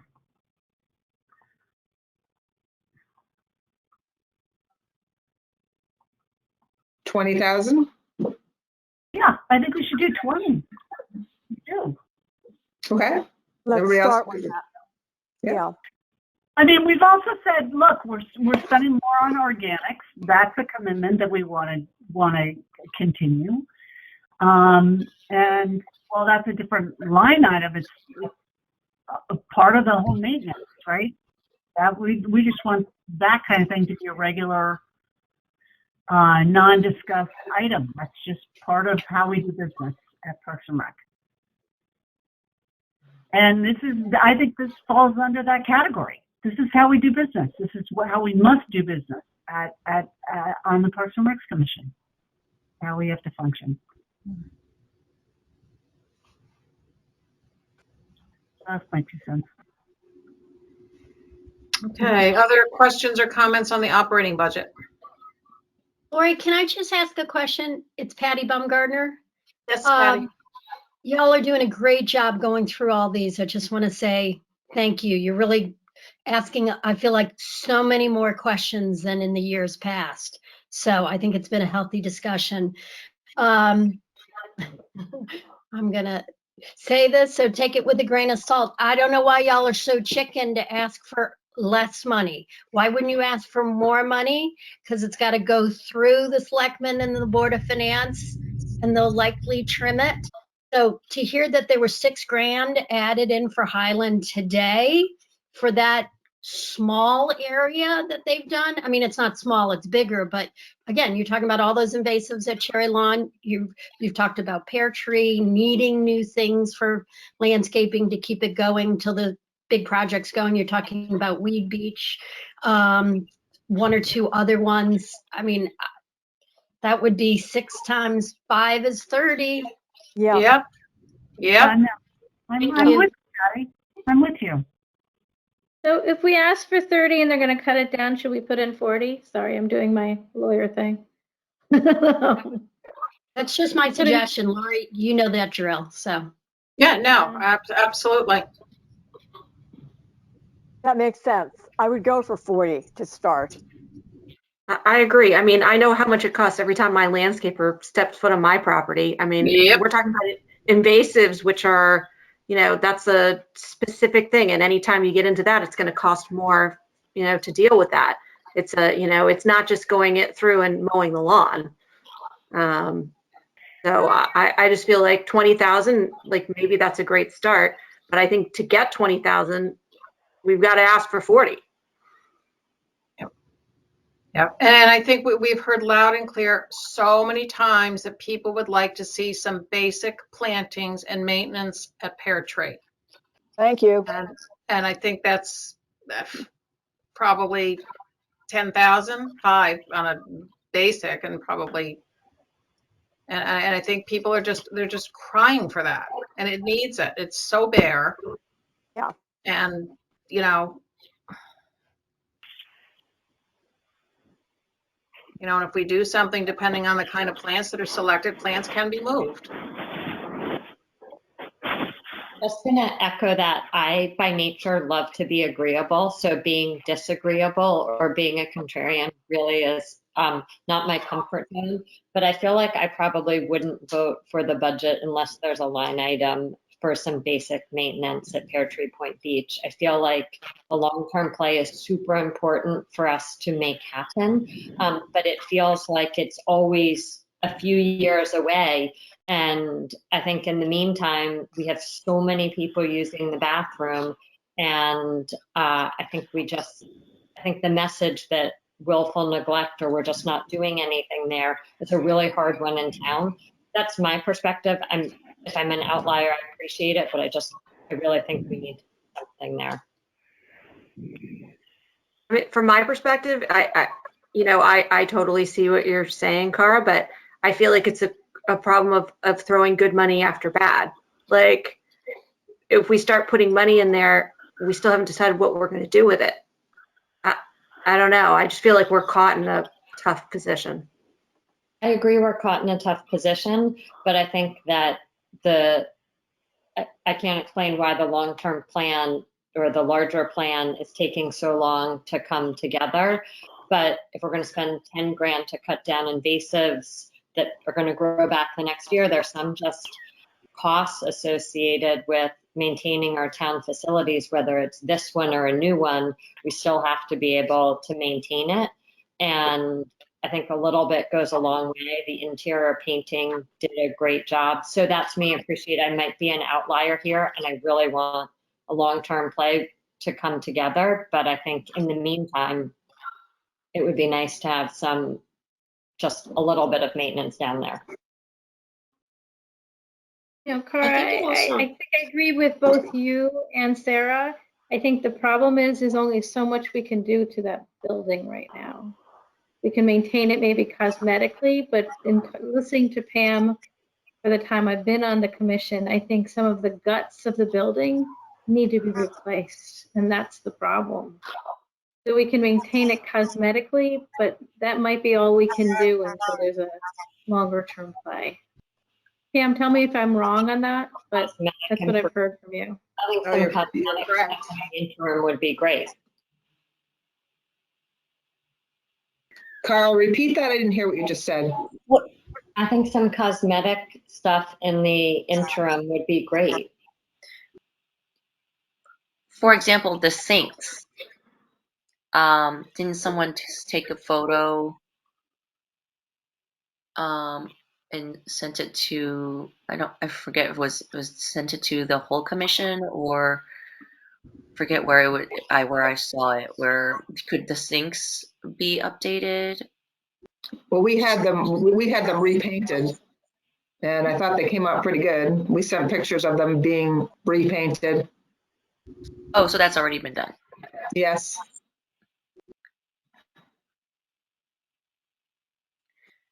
So are we going to put 40,000 in for maintenance for the parks? Yes.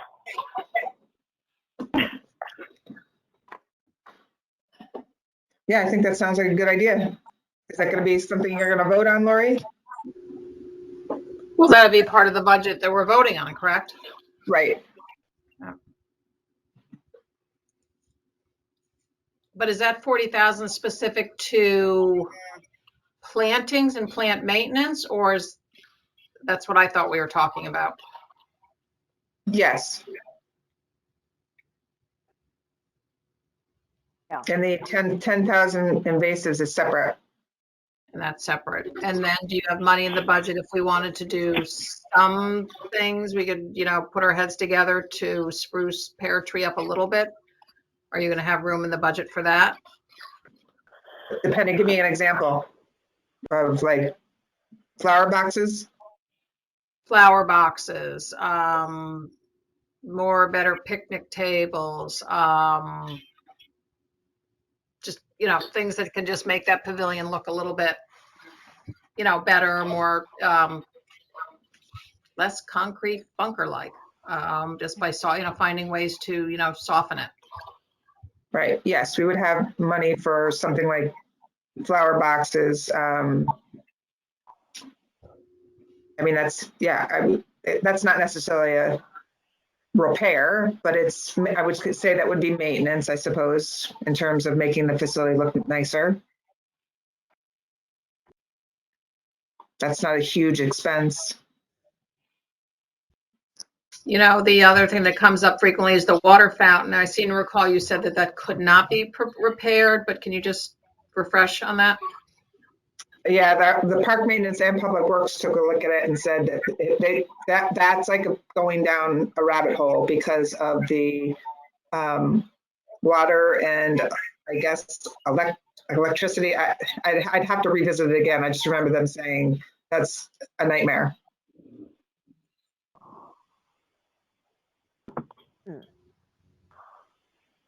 And what about the faucets in the sinks? I know you painted the sinks, but I heard people complaining about the hardware and the rust. No, I saw that there was rust going down the sinks, that was cleaned up. And as far as Jim Flynn and our crew had said that they were working fine, everything was working fine. They cleaned them all up. I haven't heard any complaints since we did that.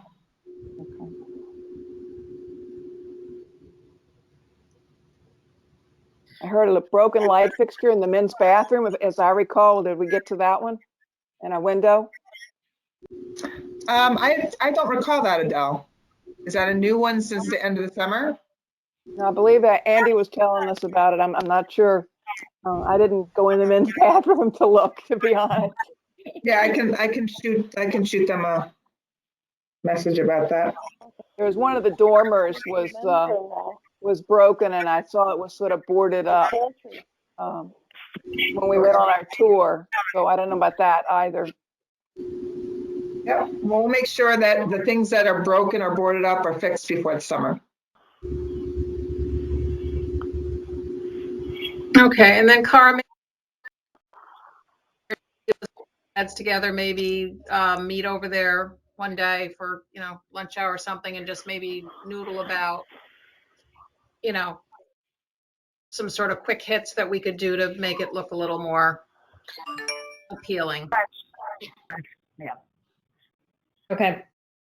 I know I shared with you all guys after we got back from our cruise this summer about how smitten I was with Newburyport, Massachusetts. And one of the things that really caught my attention is they just had beautiful flower boxes all over town, all over the parks. And it really had just such an impact. It really stuck with me that you could see that community really, put in a lot of effort in their parks to make sure that there were pretty annuals all over the place. And it's a quick hit, but it really catches people's attention. And they're like, wow, you know, somebody cares.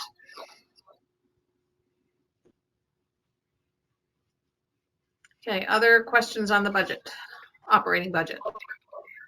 I have one question, Lori. This is Pierre. I'm calling in. Hi.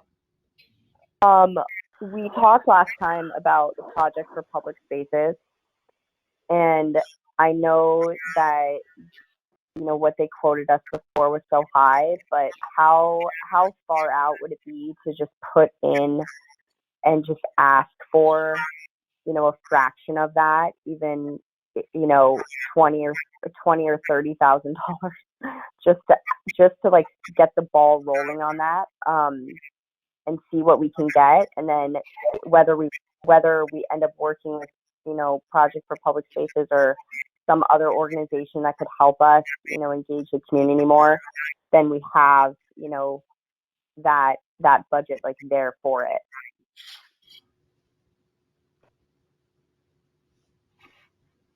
Well, we could, there's also been some talking about doing a refresh survey on Pear Tree, so we would need money for that. So we may want to capture it that way, and that would give us some flexibility. Yeah, definitely. I have that money for a statistically valid survey in the operating budget now. So I think that's something that Kara, when she's sitting down with others to discuss this, that's part of that discussion. And we touched on that when we did our walkthrough. Okay, but there's okay, so there's money. Tiara, while I've got you, when I met with Monica, she was asking about the mural, which she liked, but just was querying about how long that was going to stay in place. I remember it was not supposed to be permanent. I'm not saying I don't like it, because I really do. But can you just refresh us on what the plan is for that mural? Yes, we can have that taken down. I'll coordinate with Pam and the business that put it up, and we can take it down. Okay, and then what would happen to it? I would give it back to the artist. Okay.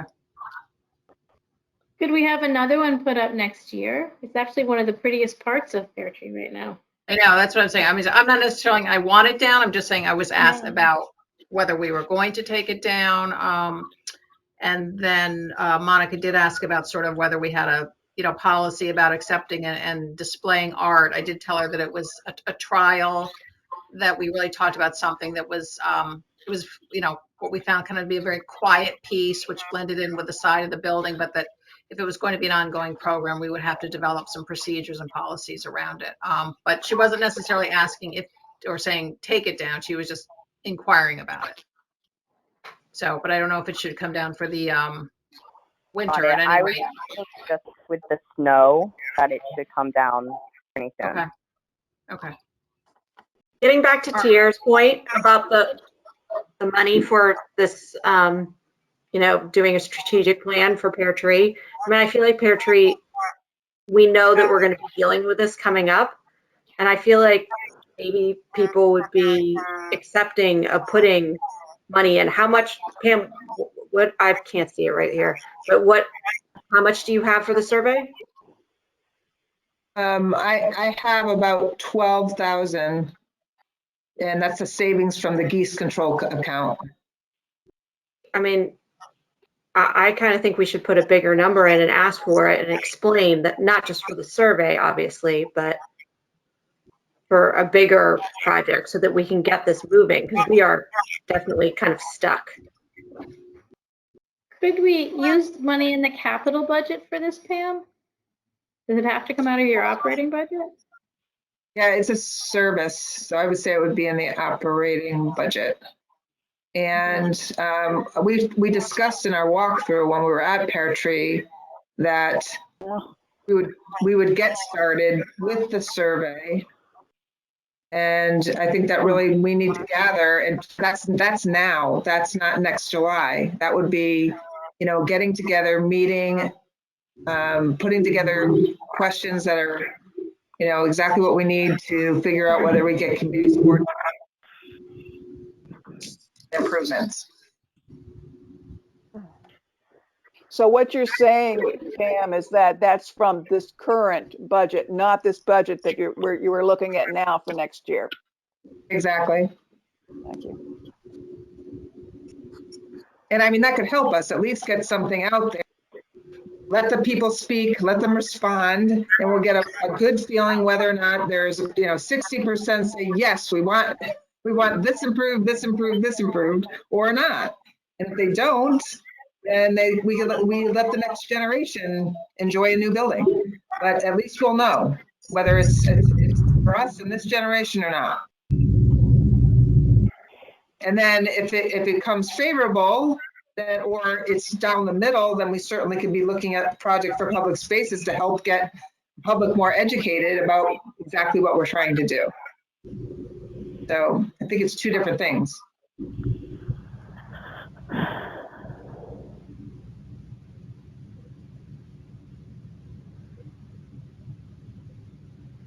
Okay, any more discussion on the operating budget?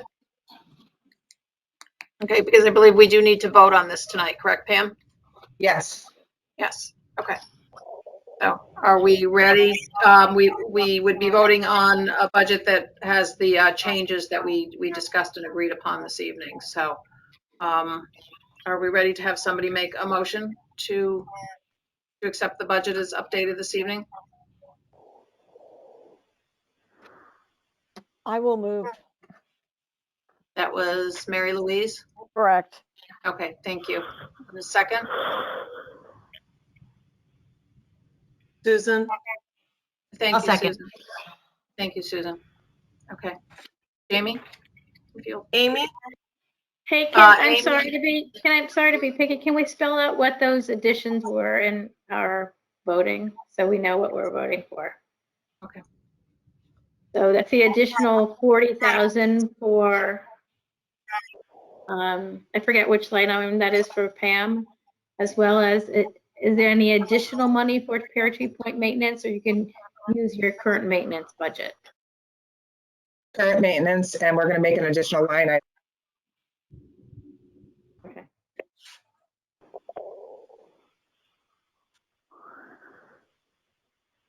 Okay, can you just recap that one more time, Pam? The changes? Yes. Add 40,000 in a new line for new plantings and plant maintenance for all parks, and as well as Highland. That Highland is wrapped in that 40 as well. And what else did I say? Oh, and $10,000 for the invasives.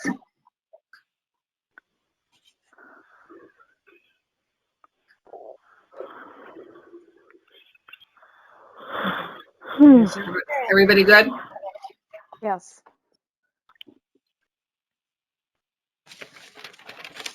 All right, if the motion and second remains the same, then Amy, do you approve? Amy texted me moments ago that she was dropping off, so I think she's gone. Okay, let me note that. Okay. That was at 9:38. Thank you. Kara? I'm going to abstain from the vote.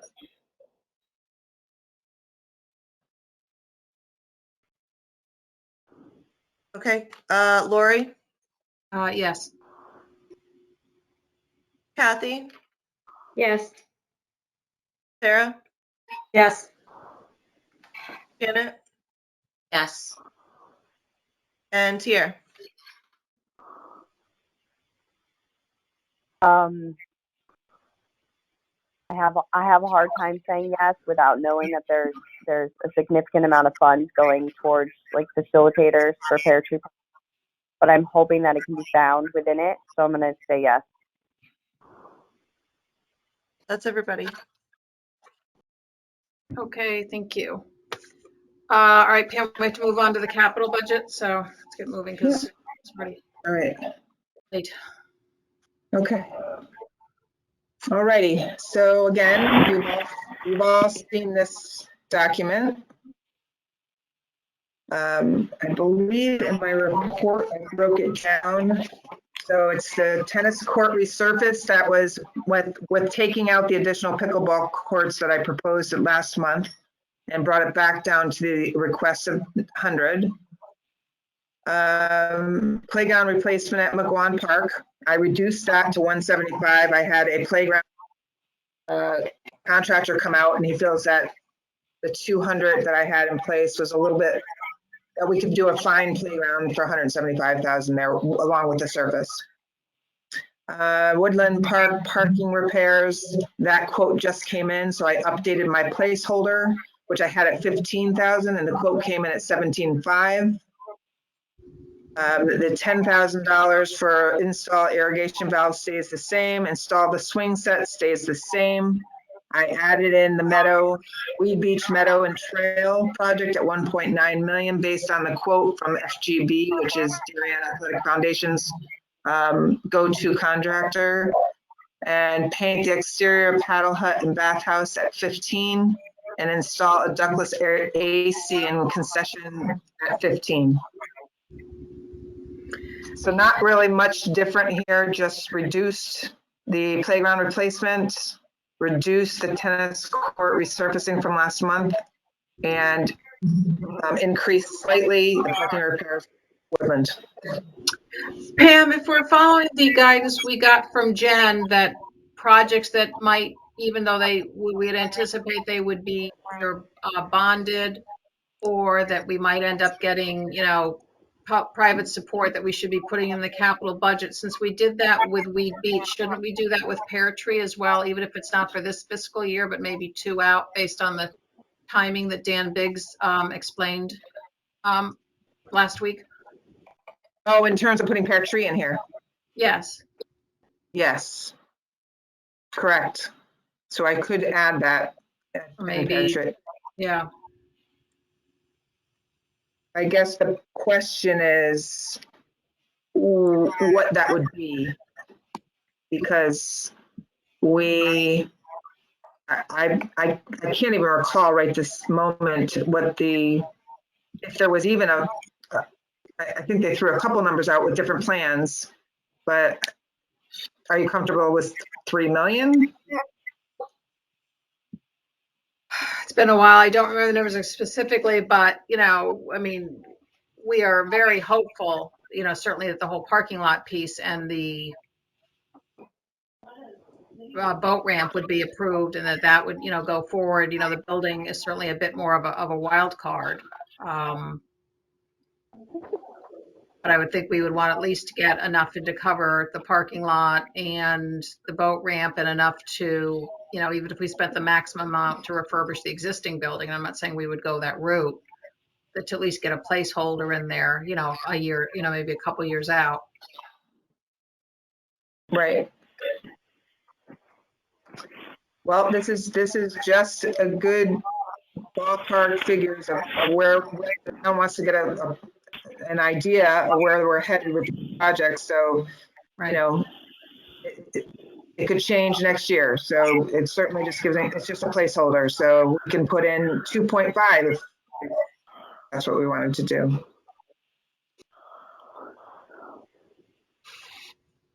Other people's thoughts on that?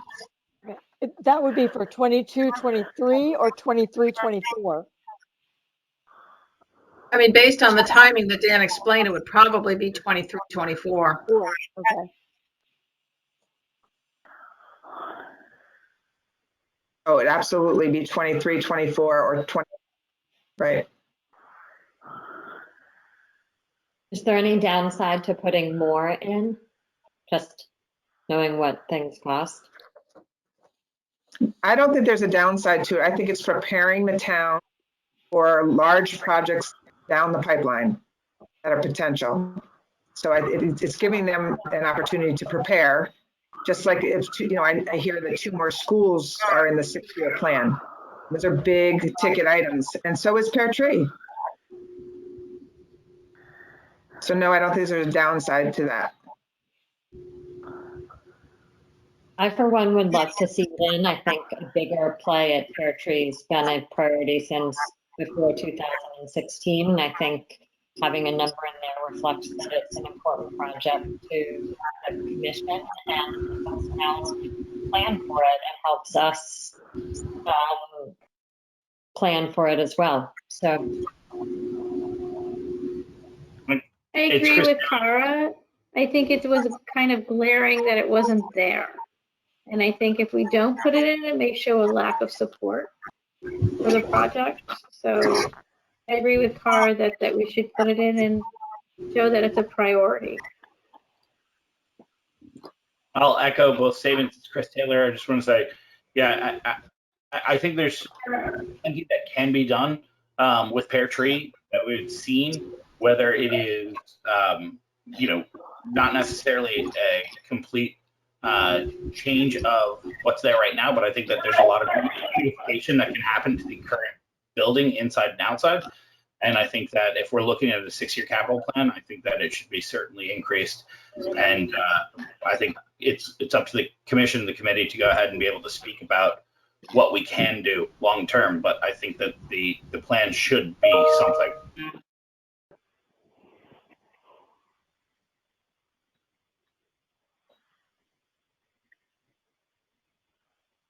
Okay, so I can go ahead and add a line on there, add Pear Tree in there and put in 3.5 million in that. That's a good number. That's what we had for Weed Beach originally. I think That's a great number. Yep, it was a good number. I mean, I think we ultimately went above it, but there was a lot. The scope was so much bigger there too.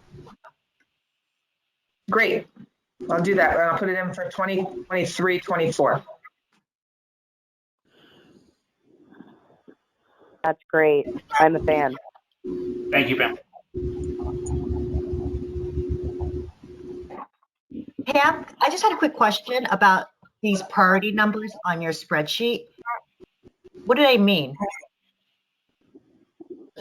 Oh, those are like you're scoring them in terms of the selectmen's priorities and what they'd like to see getting done, and what we see as a high priority. There's actually, let's see if I have it here. This will. Let's see. There's a matrix, as I recall, Pam. Yes, and I thought I had it listed on here.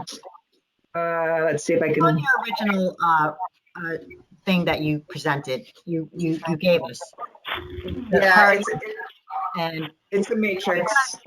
Asked that is because you have the swing set at 3, and you tried to get it done this year out of your existing budget. So it just looks kind of bizarre that we would say it's a 3 priority when it's really, we decided that we wanted to do it this year if we had the money. And now we're giving it a number 3 for next year. So as I recall, Susan, the priorities are not just importance. It has to do with, is this an immediate need because of a health and safety concern? There's other things that go into the priorities, not just what we think is important. I agree. It's just that then we have things below that we have higher numbers on that, I'm just saying it's pretty subjective, so I thought when we did it in the past as a commission too, we would say, even though, using their matrix, it was, pretty clear. It's great to have something like that. But as a commission, sometimes we would say, these are our top 3 and kind of push it up a little higher, even if it didn't meet, especially for a playground swing set that's been sitting there, that's what I'm saying. It's just that I don't want them to see that it's a 3 and say, you know what, it's $15,000 or whatever, $11,000.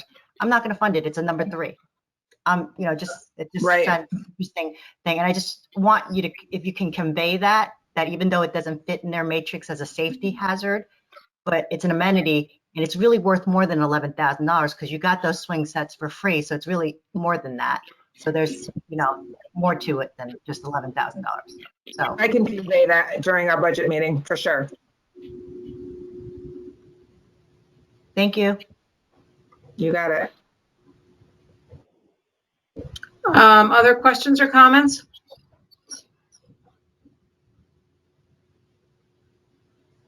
Actually, maybe I should jump in here now.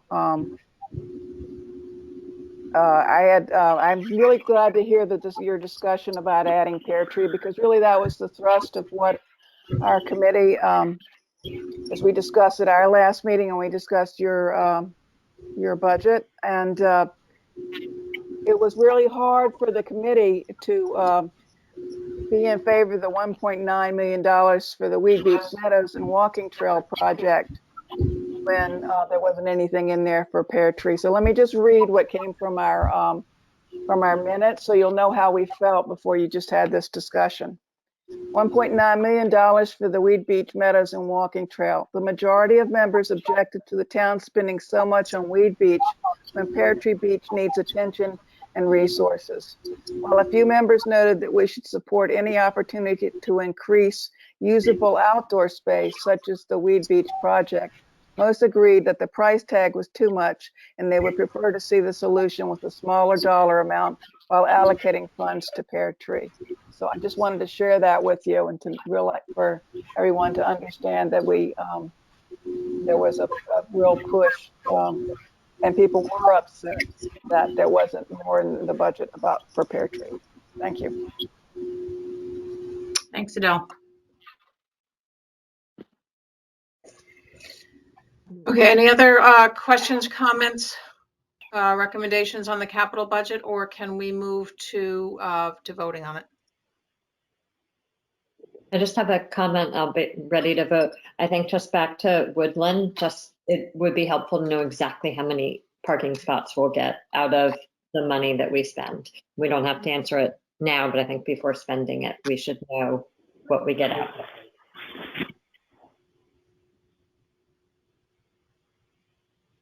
Yes, I don't have that figure, but I will before we spend it.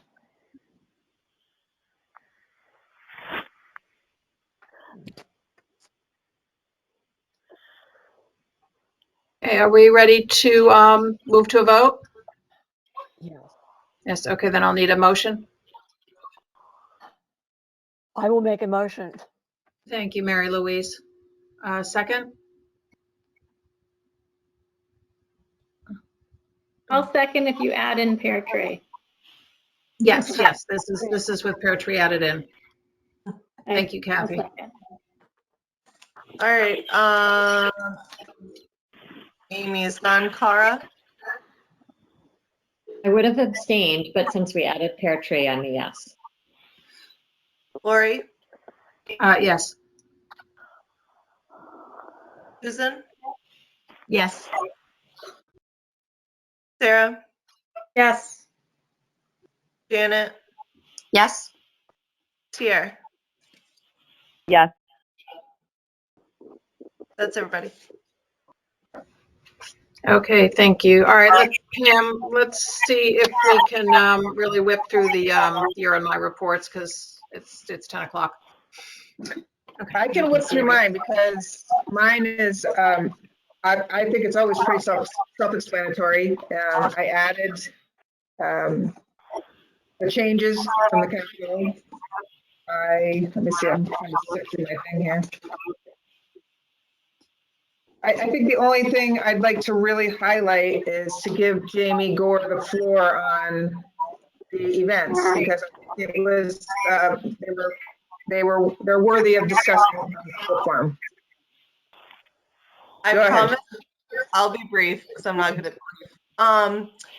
So this was the first time we partnered with both the Sport Shop and the Chamber for the holidays, and we did a event wrap up last week, and the Chamber said we called it the Spirit of the Season, our kind of community lighting, and they said this was like the first time in years that they'd had the support and positive feedback that they had been looking for. So they're really excited about our collaboration. So we're excited to continue this partnership.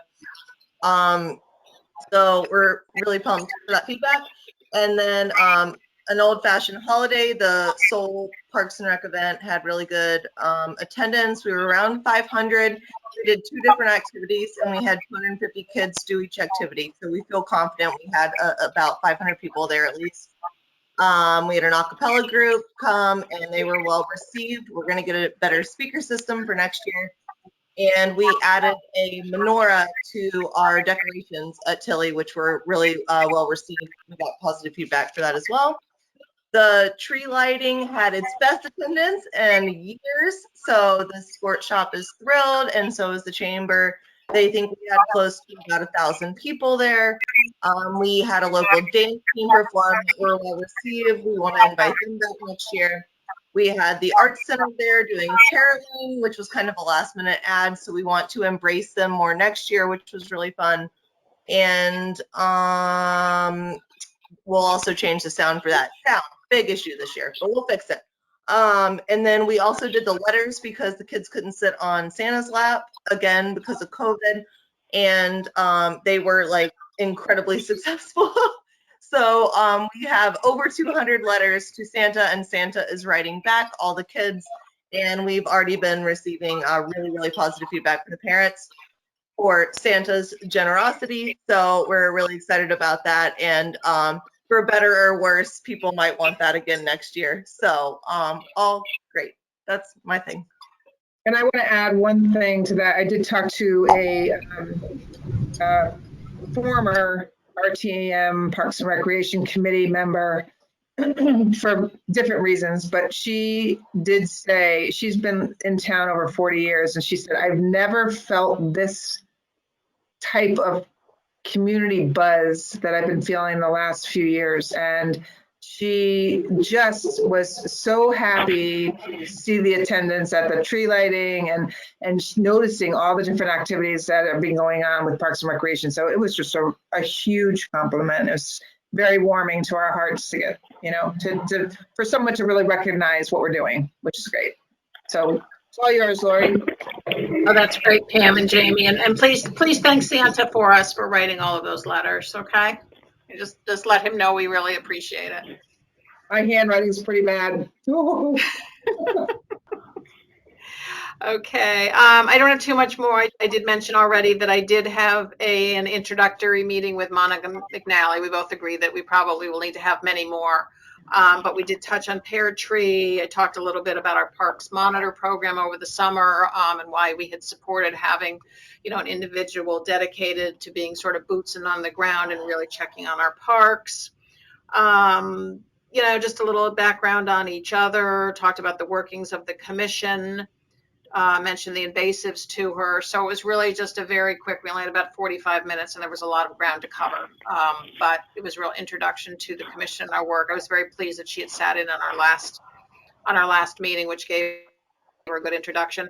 I did leave her with a copy of the standards of care. I did ask that she would read it, provide any feedback or commentary, and wanted to use that as an opportunity to level set really what the thinking of the commission is and where we'd like to go with the park. So she does have that document, and I'll circle back with her. But as I mentioned, she's new in the position and being pulled in many, many directions. So need to be respectful of that. But we did have a very good first meeting. The Coastal Commission had its last meeting before we take a little bit of a winter hiatus.